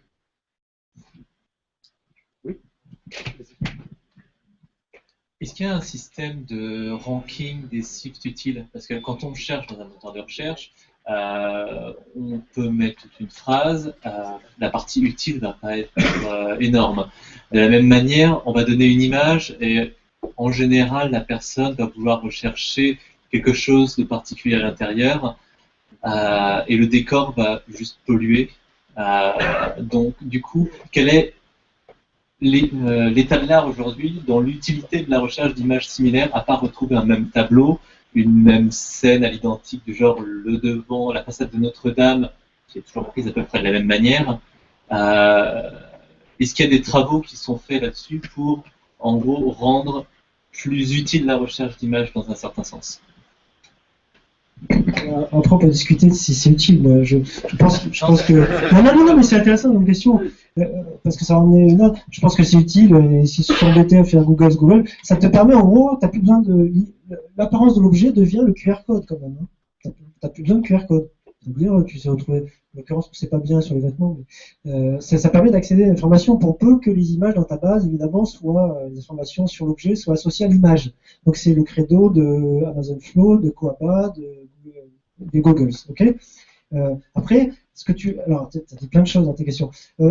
Sélectionner les mots intéressants, comme les stop words dans la recherche textuelle, il y a des mots dont on sait qu'ils ne sont pas effectivement intéressants, et des mots visuels, et qu'on dégage, soit parce qu'il n'y a pas beaucoup de texture, soit parce qu'ils sont trop nombreux dans l'image. Mais alors, il y a une façon classique en recherche textuelle de traiter ça, c'est de regarder la fréquence de ton mot dans ton document, requête, et puis dans ta base. Et puis tu peux pondérer en fait les histogrammes de cette façon-là, ça s'appelle TF-IDF. La continuation de cette question-là, est-ce qu'il y a moyen de spécialiser l'algorithme sur certaines formes particulières, par exemple le visage? Il y a deux façons de faire. La façon simple, c'est de dire j'ai ce que fait Google Images. Hein, si on lui dit en plus c'est des visages qui m'intéressent, ben, ils ont un détecteur de visage et puis après des descripteurs qui sont que sur les images, sur les visages. Là c'est le même, à part que tu croppes, tu te fais que sur un fragment d'image, donc tu sais que ta signature est sur le visage en fait, d'accord? Mais alors plus subtil, pas segmenté, un détecteur suffit, une boîte marche très bien le détecteur sur Picasa par exemple, hein. Mais par contre, il y a une façon plus subtile de le faire si on sait, parce que le vocabulaire visuel, que ce soit pour Vlad ou sac de mots visuels, on peut l'apprendre de façon discriminative, ce qu'on appelle discriminative, pour ceux qui font du machine learning, c'est-à-dire soit on l'apprend de façon soit de façon classique, qui consiste à trouver dans plein d'images des amas de features, de descripteurs qui vont faire le mot visuel, soit on peut avoir une information supplémentaire, donc un peu de supervision qui va permettre d'apprendre de façon discriminative des mots visuels qui sont plus adaptés à certains types de contenus. Ça peut être du visage, ça peut être du texte, ça peut être des objets manufacturés, etc.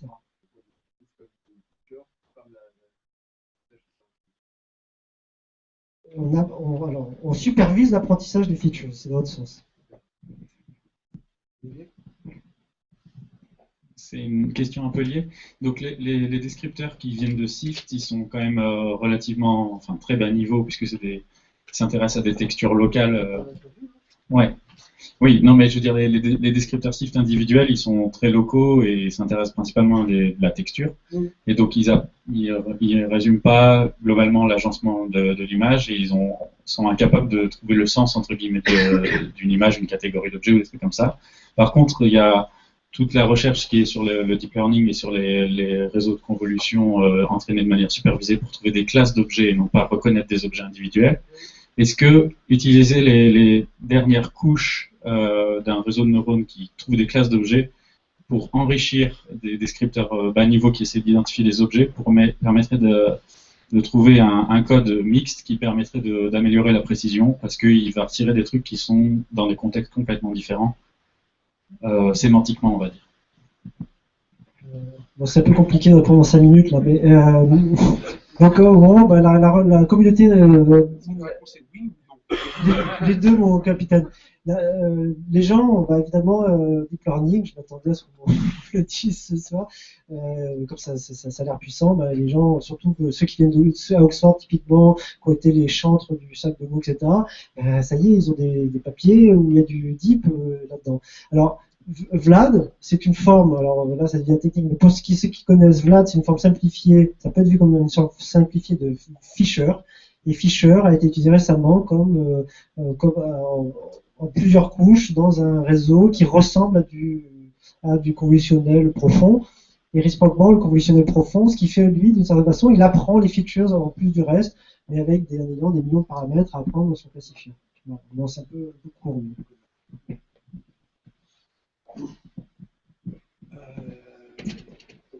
Oui, Alexandre. Une petite dernière question pour se rendre compte du travail que c'est de reproduire un système comme ça. Est-ce que tu penses que quelqu'un de... Je sais pas, toi tu travailles dessus full time, on oublie les 12 000 trucs que tu fais en parallèle, et tu fais que ça, tu mets combien de temps pour réécrire un système qui fait ça? Je vais devoir avouer un truc, là. C'est pas moi qui l'ai codé. Non, comme j'ai prononcé son nom, puis c'est quelqu'un qui va travailler avec lui bientôt, ici.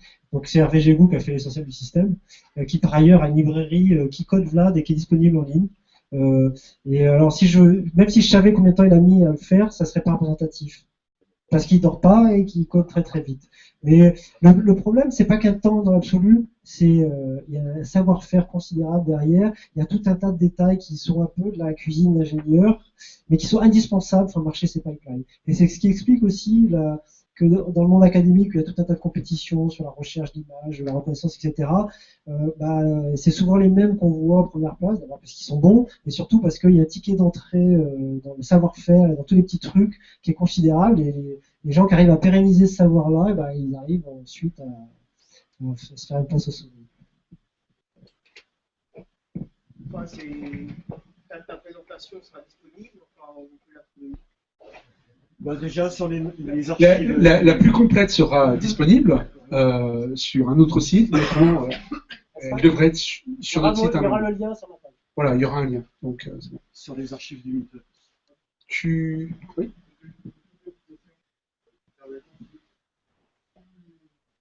Il y a une des images qu'on récupère sur un label, est-ce que l'aventure, ça a été testé pour essayer de faire de la reconnaissance d'image? Vous croyez qu'ils font comment Google, dans Google Images, pour dire que c'est une tour Eiffel dans votre image? Ils n'ont pas fait la reconnaissance de tour Eiffel. Hein. Ils ont retrouvé plein d'images qui ressemblaient et qui avaient le bon goût d'avoir le mot-clé tour Eiffel avec, ce qui est un label. Donc c'est la reconnaissance par l'exemple, et le plus proche voisin. C'est le classifieur le plus simple, un des plus simples et qui marche bien. Ce que racontait notre ami tout à l'heure, c'est quoi la boîte VME, voilà. Donc, ce qu'ils appellent exemplaire SVM, c'est une forme un peu plus sophistiquée et discriminative de ça.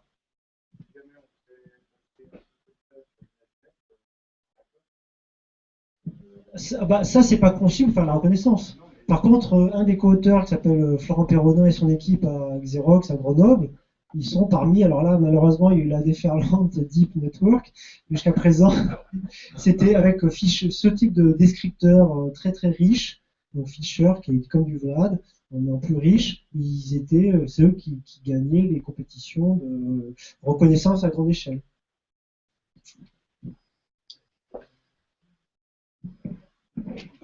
Moi, je ferai la petite remarque toute simple que les photos qu'on a vues de Notre-Dame et de la Tour Eiffel ressemblent étrangement aux vidéos qui ont été reconstruites à partir des IRM de Berkeley, si vous êtes venu au Meetup numéro 3 ou 4.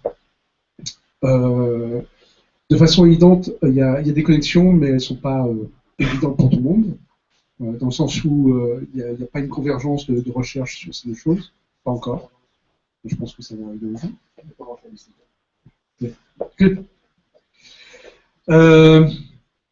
Une autre question pour Patrick. Autrement, on passe à Dataiku et Kenji.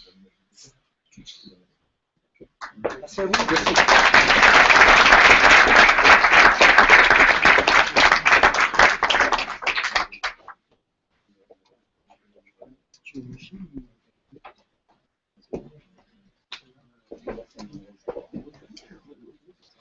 Donc on a eu le nez très creux en invitant Mathieu la dernière fois pour nous parler de la compétition de Kaggle et spécifiquement du concours qu'ils étaient en train de faire avec la recherche personnalisée avec le jeu de données de Yandex.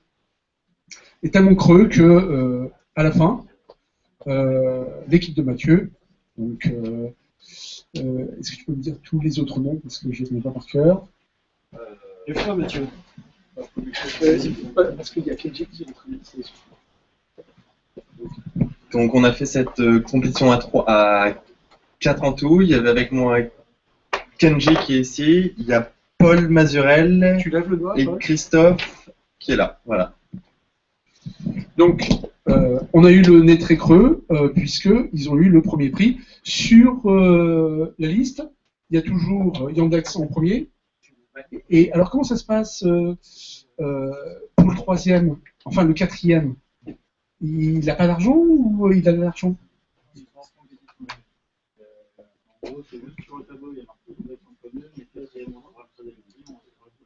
D'accord. Donc, le quatrième aura de l'argent. Et d'après ce que me disait Mathieu, il y a eu un changement drastique de l'approche algorithmique qui a été suggérée par Mathieu la dernière fois dans l'algorithme qui leur a permis de gagner. Donc, merci à vous de revenir. C'est très gentil de nous faire la première représentation de ce... pour nous parler de cet algorithme, avant tout le monde. Vous avez eu beaucoup de retombées, à part les gens qui sont à Kaggle, qui vous ont demandé des interviews. Comment ça s'est passé? Ça a été un raz-de-marée? Non, pas trop.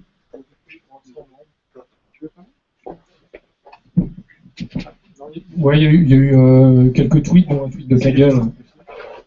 Beaucoup de tweets, dont un tweet de Kaggle. Donc on a été très heureux d'être mentionné par eux.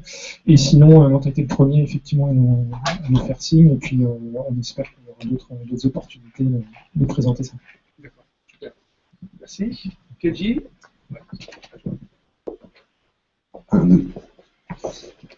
Donc on a 15 minutes, je vais faire assez vite. Donc je vais centrer ma présentation sur la manière dont on a travaillé, quels outils on a utilisés, un peu quel parcours on a, et à la fin je parlerai du modèle. Mais je vais commencer par un petit résumé sur la compétition donc Yandex et Kaggle, qui a été présentée il y a un mois. Je ne sais pas si vous étiez tous là, mais donc en deux mots, donc Yandex c'est le Google russe, hein, et il s'agissait de réordonner les URL qui sont présentées à un utilisateur lorsqu'il fait une requête, de façon à ce que ça corresponde plus à ses préférences. Donc là, supposons que ce sont les URL qui sont renvoyées.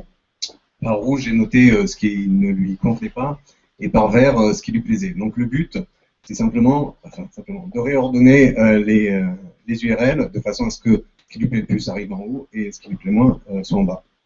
Donc en termes de challenge, il s'agit en fait de deviner la pertinence des URL pour les utilisateurs. Alors qu'est-ce qu'on sait? On nous donne 30 jours de log. Sur ces 30 jours, il y en a 3 qui vont être utilisés pour la validation, pour le test, et 27 qui vont être utilisés pour le train. Alors, dans ces logs, il y a l'historique des utilisateurs, c'est-à-dire qu'on a des séries de requêtes, dont à chaque fois on connaît donc, la pertinence pour les URL qui sont retournées. Ça, c'est ce qu'on voit là. Par ailleurs, donc il y a des requêtes tests qui vont nous permettre de valider la qualité de la prédiction qu'on fait, et donc de la manière dont on réordonne les URL. Ces query tests, sur lesquels on doit donc deviner ça, sont précédés dans la session par quelques queries. Alors qu'est-ce que c'est qu'une session? C'est une chaîne de requêtes qui sont, disons, qui sont très très rapprochées dans le temps et qui doivent correspondre à une seule idée de recherche. Quand on cherche quelque chose, on fait plusieurs requêtes, le temps d'y arriver. Donc dans cette, associé à une query test, il y a la session et on a les informations sur qu'est-ce que la personne a cliqué, qu'est-ce qu'il a aimé, qu'est-ce qu'il n'a pas aimé. Voilà. Ça fait 15 gigas en taille, ces données, donc c'est assez lourd à traiter. Alors, comment est-ce qu'on mesure la qualité de ce nouveau ranking qu'on propose? Alors, il y a une requête test par utilisateur, et c'est là pendant les 3 derniers jours. Donc, c'est uniformisé sur les utilisateurs et pas sur les requêtes. Les utilisateurs qui font beaucoup de requêtes, il y a un seul test par utilisateur. On utilise comme métrique quelque chose qui s'appelle le NDCG, qui consiste en fait pénaliser les erreurs de pertinence qu'on va faire sur les URL qui vont être rangées en haut.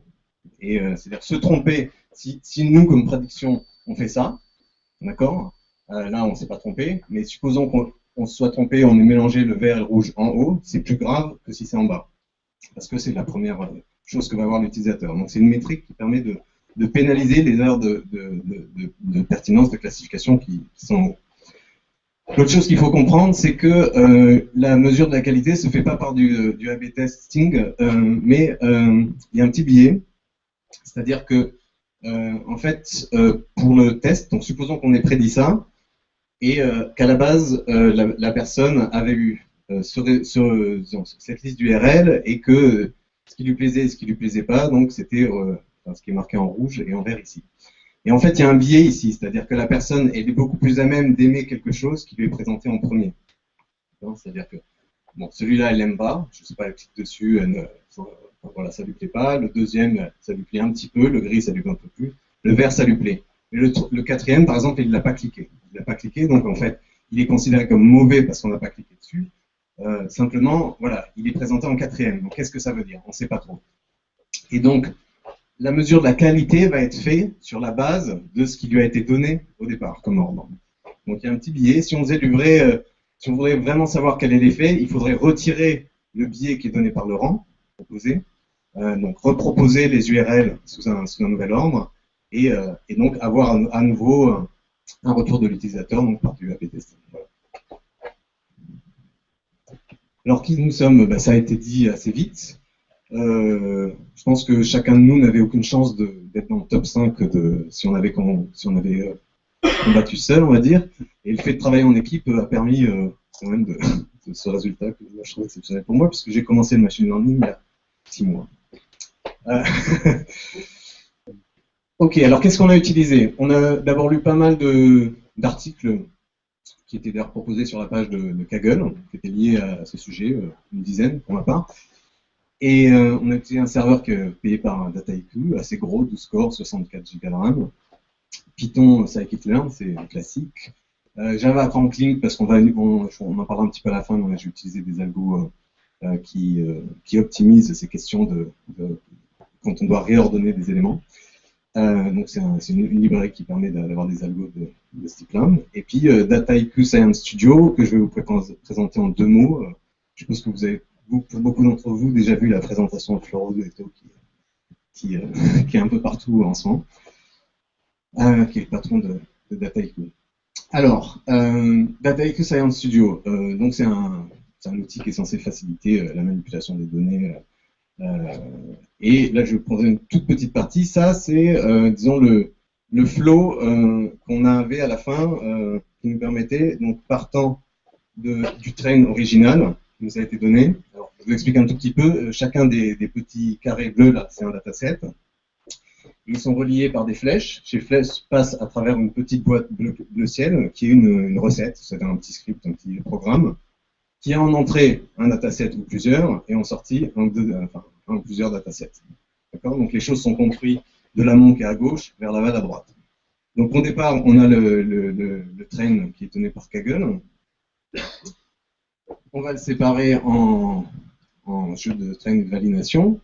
Ce qu'il faut comprendre, c'est qu'on était 4 et on a des niveaux assez différents. Enfin, il y a des gens qui sont déjà des prédicteurs expérimentés, puis d'autres qui sont tout neufs comme moi. Donc, partant de là, on va travailler chacun indépendamment sur des petits scripts, et c'est ce que permet l'outil. Ce qui est assez formidable, c'est que chacun va écrire des petites recettes, construire des datasets de features qui vont être mergés ici. Et ce que permet Dataiku Science Studio, c'est que, en fait, quand on demande de reconstruire les features, il va récursivement remonter dans le graphe pour savoir les dépendances. Donc s'il y a une modification qui a été faite en amont quelque part, il va savoir exactement quelles sont les recettes qu'il doit relancer. C'est-à-dire ça s'appelle Data Driven Computation. Et donc ça, c'était très utile parce que on intervenait tous à des endroits très différents. On n'avait pas besoin de relancer tous les calculs. Et vu la taille des données, ça aurait été très embêtant. Voilà. Donc, on récupérait nos labels là, via la validation, on les remergeait ici, et puis à la fin, chacun, à nouveau de manière indépendante, travaillait pour faire des modèles et puis faire de l'apprentissage. Voilà. Voilà. Alors, combien de temps ça nous a pris? Donc, on a écrit pas loin de 1000 mails en un mois. Non, en 2 mois, pardon, ça fait 2 mois qu'on a fait ça. Vous avez quelques chiffres, 360 features, etc. Ce qui est assez intéressant, c'est plutôt la ligne qui est en bas. Donc, nous, on est parti en départ arrêté, on va dire, par rapport aux experts qui sont sur Kaggle et qui gagnent actuellement les compétitions. Donc, assez vite, on était dans le top 10. Ce qui est intéressant de remarquer, c'est que les top 2 et top 3, c'est-à-dire ceux qui nous suivent à la fin, sont rentrés très très tard dans la course, en fait. Donc, c'est des gens qui ont déjà, je pense, des librairies, etc. Et il y en avait un notamment qui était deuxième en cas de soumission, donc je ne sais pas comment il fait ça. Voilà. Et voilà, donc on s'est rendu compte à peu près 3 semaines avant qu'on avait potentiellement, on pouvait faire un petit score. Donc là, on s'est mis à travailler vraiment massivement. C'est tombé autour du 1er janvier, on a fait une soumission à 4h du matin. Ok. Oui, c'est un peu comme traverser l'Atlantique, c'est en bateau où vous pouvez vous réveiller pour regarder la météo toutes les heures pour optimiser. Donc là, vous attendez que le calcul se finisse, il faut relancer là. Voilà. Donc, parlons un petit peu du problème. Donc, un utilisateur fait une requête. Il reçoit donc une liste URL, un résultat, un ensemble de résultats. Et on a vu tout à l'heure que le rang était la feature la plus importante, c'est-à-dire qu'on est beaucoup plus amené à aimer quelque chose au début que quand il est en bas, puisqu'on va sûrement le louper. Un autre facteur qui fait que les personnes vont aimer quelque chose, c'est qu'il faut qu'elles cliquent dessus. Pour qu'elles cliquent dessus, il faut que le petit extrait qui est présenté sur les résultats des moteurs de recherche soit valable, paraître pertinent. Donc, on va avoir des features qui vont essayer de deviner la qualité de ces extraits. Ensuite, quelqu'un décide soit de cliquer, c'est-à-dire il prend le premier résultat, il clique ou il clique pas, mais si le premier résultat ne lui plaît pas, il va passer le premier résultat, il va regarder le deuxième. D'accord ? Donc il va sauter le premier. Ça, c'est ce qu'on appelle skip, donc dans ce cas-là. Ensuite, il clique, et puis il y a les résultats qui sont tout en bas, qu'il ne va jamais regarder. Parce qu'il aura déjà soit trouvé son compte en cliquant précédemment, ou parce que la requête, il se dit, elle n'est pas bonne, il faut que je la refasse, et donc il ne va pas les regarder. Donc il y a ces éléments qui interviennent, et quand il a lu, quand il a cliqué, ensuite il se retrouve avec le document face à lui, et là il va le lire, et donc on va enfin pouvoir savoir s'il aime le document ou pas. Donc, Yandex ou Kaggle nous proposait en fait d'avoir comme pertinence vers si la personne reste longtemps sur le document, c'est-à-dire qu'elle l'a lu suffisamment longtemps, donc on peut juger que ça lui plaît, ou c'est le dernier document qu'elle a cliqué. Gris, ça voulait dire moyen, c'est-à-dire qu'il est resté peu de temps, et rouge, ça voulait dire ou qu'il ait cliqué et qu'il est resté très peu de temps, il est revenu tout de suite, il n'était pas satisfait, ou bien qu'il a sauté l'URL dans le résultat de la page de recherche, ou encore qu'il l'a loupé. Donc ça voulait dire beaucoup de choses différentes. Donc une des choses qu'on a fait, c'est qu'on a décidé, au lieu de travailler sur 3 classes, de travailler sur 5, c'est-à-dire où la personne clique et on sait à ce moment-là qu'elle l'a lu et on a un avis sur j'ai aimé, j'ai pas aimé, etc.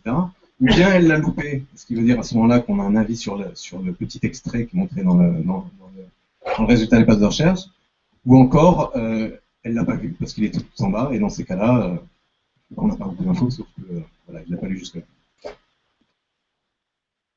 Alors, donc voilà la liste des features. Donc, il y a des choses il y a évidemment le rang, il y a des habitudes d'utilisateurs, il y a des utilisateurs qui cliquent systématiquement sur la première URL. Bon, ben, cela, il n'y a rien à optimiser, hein, c'est déjà parfait. On peut mettre n'importe quel moteur de recherche, c'est bien. Pareil pour. Il y a aussi il y a des spécificités des requêtes. Par exemple, il y a des requêtes qui n'ont pas du tout d'entropie, c'est-à-dire que des requêtes de navigation, par exemple, si les gens cherchent Le Monde ou Facebook, ben en fait, ils vont à peu près systématiquement cliquer pareil sur le premier lien parce qu'il n'y a pas d'ambiguïté. Il y a des requêtes où par contre il y a une ambiguïté sémantique. Vous cherchez Jaguar, est-ce que c'est une voiture ou un animal? Là ça devient tout de suite un peu plus compliqué. Donc on va donner des features qui codent ceci. Ensuite, comme j'ai dit tout à l'heure, donc il y a la qualité des extraits qui sont présentés sur la page web et puis les 5 classes que j'ai donné tout à l'heure. Alors tout ça, ça va être décliné sous la forme de probabilité de justement d'être dans une classe ou dans une autre. Les stimuli, c'est-à-dire quels sont le nombre de contextes, la fréquence des contextes dans lesquels ça a du sens, cette chose-là, parce qu'évidemment ça n'a pas de sens d'aimer quand on clique si on clique jamais. Donc il y a des... Et ensuite, on fait réintervenir le rang sous la forme d'une moyenne harmonique, de façon à savoir, disons, quand quelqu'un aime alors que c'est au rang 6, par exemple, ça a une valeur qui est différente que quand il aime au rang 1. Voilà. Donc ça, c'est décliné pour chaque utilisateur selon tout son historique qu'on a. Et aussi, comme je vous expliquais tout à l'heure, dans la session test, on a aussi des informations sur les requêtes qui ont été faites juste avant, c'est-à-dire est-ce qu'ils ont aimé ou pas aimé. Donc c'est décliné comme ça, donc ça c'est fait pour chaque utilisateur. C'est fait aussi pour tous les utilisateurs. Donc on prend pour une URL, est-ce que voilà, cette chose-là est aimée, pas aimée. Et c'est décliné à la fois pour la même requête, c'est-à-dire est-ce qu'ils ont aimé pour la requête, ou pour une requête quelconque. C'est-à-dire est-ce que cette URL voilà, est appréciée, quelle que soit la requête. On a aussi essayé de faire un petit peu de collaborative filtering, mais qui n'a pas donné, malheureusement, il y a eu beaucoup de travail qui a été fait, mais qui n'a pas donné des résultats très impressionnants. C'est plutôt ce jeu de feature qui a fonctionné. On a essayé essentiellement 2 modèles. Donc on a fait du random forest avec des prédicts proba. Donc on avait une fois qu'on a ces probabilités d'appartenir à une classe, donc on a une petite formule qui permettait de maximiser le NDCG, enfin l'espérance du NDCG, et donc d'avoir un score avec lequel on ordonnait les URL. Alors on a fait les random forest sur 2 classes, 3 classes et 5 classes. Donc c'est le 5 classes qui a gagné, et à peu près 8 jours, le 2 janvier, le 2 janvier, donc ce modèle-là était numéro 1, et à la fin il était numéro 3. Numéro 4. 3, enfin, je sais plus, il faudrait que je regarde, j'ai marqué 3. Voilà, et donc on s'est fait doubler dans la dernière semaine pour revenir à la fin avec LambdaMart qu'on avait déjà testé en fait, mais on n'avait pas mis assez de features à l'intérieur, donc on ne captait pas assez d'interactions profondes, et ça ne nous avait pas donné un résultat convaincant au départ. Mais donc LambdaMart c'est du gradient boosting tree, c'est-à-dire que on fait grandir un arbre et on regarde ensuite ce qui a été manqué, et sur cette différence-là, on refait grandir un arbre et on voit un petit peu en mettant un poids inférieur, c'est l'ensemble, en mettant un poids inférieur au deuxième arbre et en conservant le premier arbre, on arrive comme ça à capter petit à petit le défaut de ce qui n'a pas été capté par le premier arbre, puis pour la série des deuxièmes, etc. Je ne dis pas très bien, excuse-moi, mais c'est ça l'idée du gradient boosting tree. Et donc le LambdaMart corrige légèrement le gradient boosting tree pour prendre en plus, pour tenir compte, disons, du rang. Normalement, il fait juste de la classification, le gradient boosting tree. Et là, on va prendre l'ensemble des URL regroupés par result set, enfin par les URL qui sont retournés par une requête, et on va réintroduire un petit peu de rang là-dedans, c'est-à-dire qu'on va tenir compte du fait qu'une erreur, quand on est en bas, est moins pénalisante qu'une erreur quand on est au-dessus. Voilà, et donc c'est ça c'est cet algorithme qui a gagné le concours. Voilà, c'est fini. Question.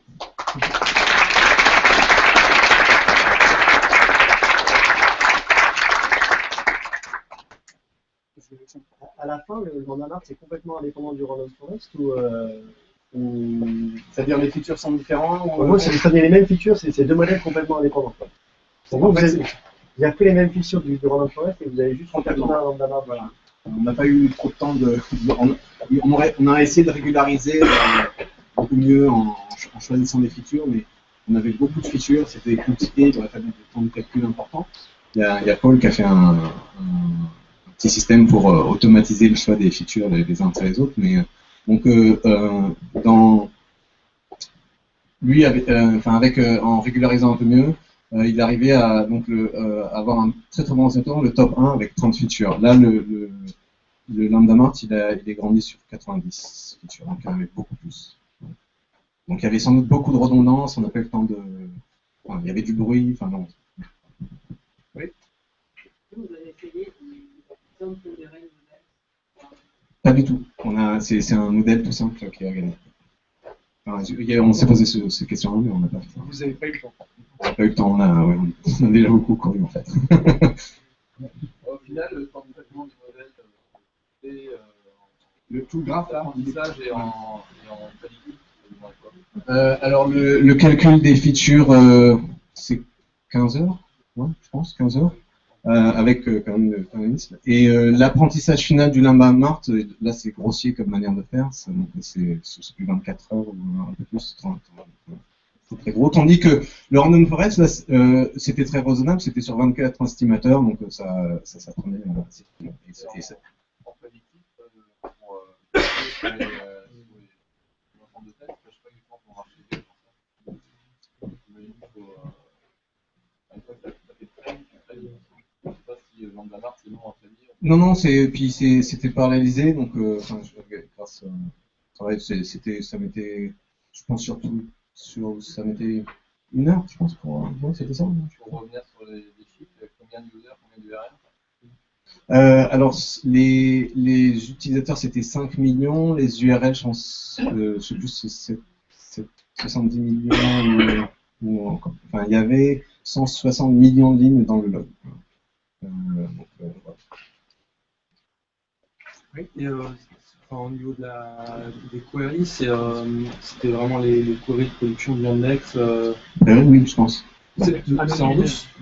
Non, tout était anonymisé, c'est-à-dire tout est des chiffres. Les mots c'est des chiffres, les utilisateurs c'est des chiffres, les URL sont des chiffres, les domaines sont des chiffres. Je ne sais pas dans quel segment ça peut être rentré, parce qu'on a un peu l'impression de se dire il va y avoir des domaines où c'est plutôt la pertinence du document par rapport à ce qu'on a cherché, et finalement l'utilisateur ses goûts n'interviennent pas trop, et d'autres domaines où finalement c'est que les goûts.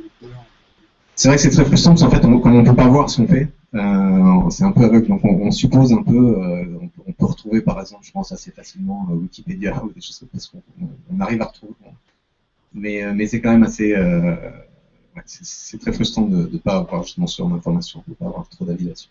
Il n'y avait pas d'information leakage, comme je sais pas, tu n'as pas pu reconstruire. Non. Ils n'ont pas essayé. Enfin, il y en avait sans doute, j'imagine. Voilà, mais à 1h45 du matin, c'est pas question. Et Yandex, ils vous ont contacté, comment est-ce qu'ils vont utiliser Alors, donc pour gagner les sous, il faut écrire un petit papier.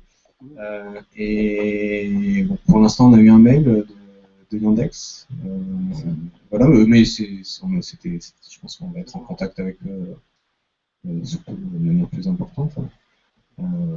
Voilà. Alors, Yandex a aussi participé, donc là on dit qu'on est premier, mais en fait, si vous allez sur la page de Kaggle, vous allez voir qu'on est second, parce que la première équipe, c'était celle de Yandex qui nous a battus, mais d'un chouïa. C'est-à-dire que vraiment, ils sont dans la marge d'erreur du jeu de...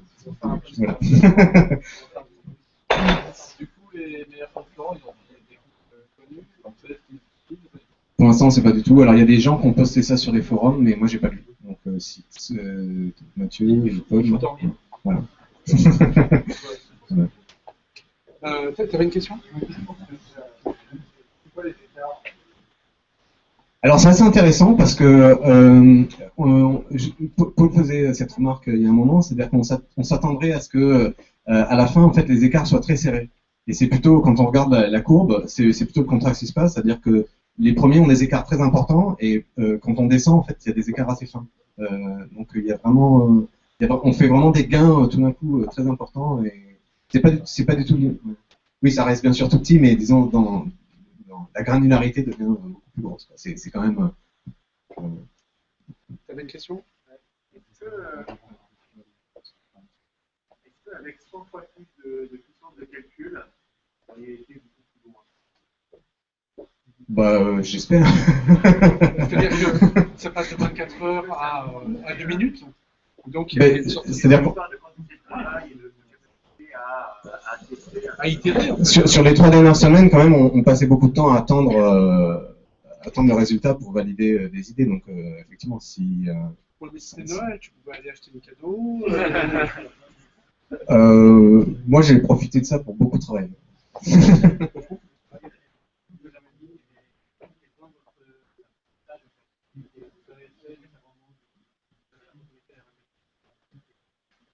Alors oui, le plus gros apprentissage, c'est que travailler en équipe, ça paie.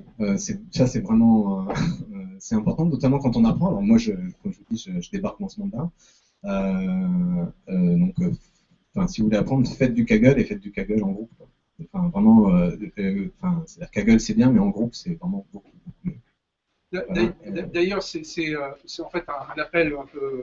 Vous pouvez, si vous êtes intéressé à faire des équipes dans Kaggle, vous pouvez en parler sur chacun des meetups. Il y a ces messages qui sont liés à chacun des meetups.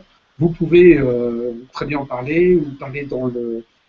Il y a un bulletin board qui est attaché à Meetup sur ce groupe-là en particulier. Vous pouvez bien sûr envoyer des messages à tout le monde, enfin dans la limite de le faire sur le site de meetup.com et voir s'il y a d'autres personnes qui sont intéressées pour faire la chasse à plusieurs plutôt que tout seul. Sur la page LinkedIn aussi. Ou sur la page de LinkedIn, oui. Même chose. Le groupe de LinkedIn est aussi là pour ce genre de choses, pour que des gens qui ne se connaissent pas, mais soient sur Paris, aient la possibilité de se parler entre eux et de faire ce genre de choses de façon plus normale. Est-ce qu'il y a une autre question? Oui.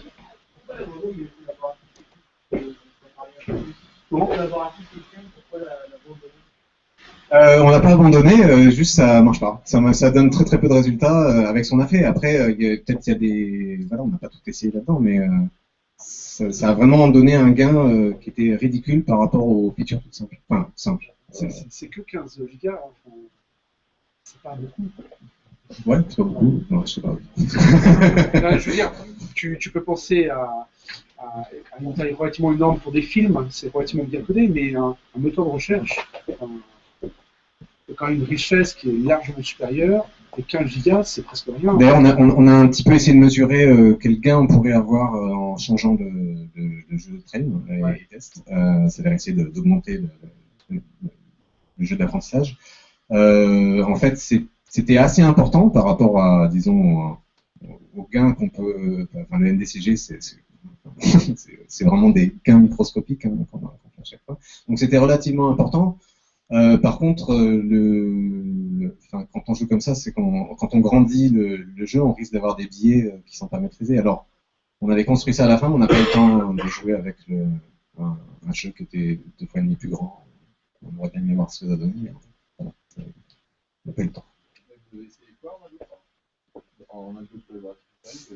Donc il y a eu du TF-IDF sur les termes, il y a eu aussi de LDA sur le user domain, c'est-à-dire on regarde et voilà. Et qu'est-ce que tu as fait aussi autre chose? Tu veux répondre? Une AGD qui est tournée sur les utilisateurs et les domaines, c'est de la feature qu'on a utilisée, mais ça nous a un micro-code. C'était très récent, enfin, on attendait beaucoup plus. Oui, il y avait encore beaucoup de temps. Il faudrait travailler plus longtemps pour avoir vraiment un avis sur ça. Est-ce que vous avez essayé d'utiliser des sous-ensembles de données pour pouvoir itérer plus vite pour construire des features, les valider sur des sous-ensembles rapidement? Oui. On a travaillé sur disons, la moitié et un quart. Et donc un quart, effectivement, ça va beaucoup plus vite. Après, mais un quart, c'est déjà suffisant pour pouvoir dire que quelle feature va à l'intérieur? Ça semblait suffisant, mais ça n'a pas été toujours. Une dernière question. Si. Donc c'était 5000 divisé par 4. Enfin, je veux dire, si vous voulez devenir riche, c'est sur McDo, quoi. C'est encourageant.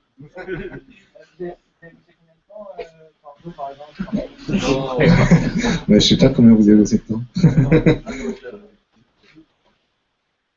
Je sais pas, je sais que j'ai travaillé de manière considérable parce que c'était une occasion super pour apprendre. Donc, je travaille vraiment beaucoup. Je pense Paul a passé beaucoup d'heures. Christophe, tous ses week-ends et ses nuits, je pense. Mathieu, je sais pas combien d'heures aussi, mais c'est quand même. Enfin, au total, ça fait vraiment beaucoup de. Il y a pas mal de temps. C'était en plus de votre travail à Dataiku ou vous étiez full-time sur... Alors, moi je. Dataiku les a un peu. leur a dégagé du temps. Enfin, je sais. Ouais, enfin, il me semble, hein. Ouais, un petit peu. Enfin, beaucoup.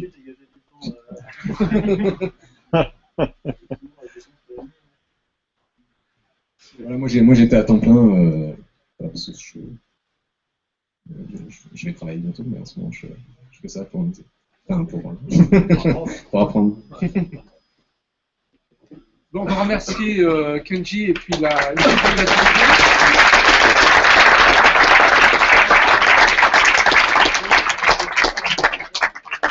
Merci encore d'être venu. Oups, je plus. Oui. Merci encore d'être venu. Le prochain meet-up se fera le 15, c'est ça? Le 15 février? Le 12 février. Si vous avez envie de présenter quelque chose, n'hésitez pas à nous contacter. Merci. Merci encore. Au revoir.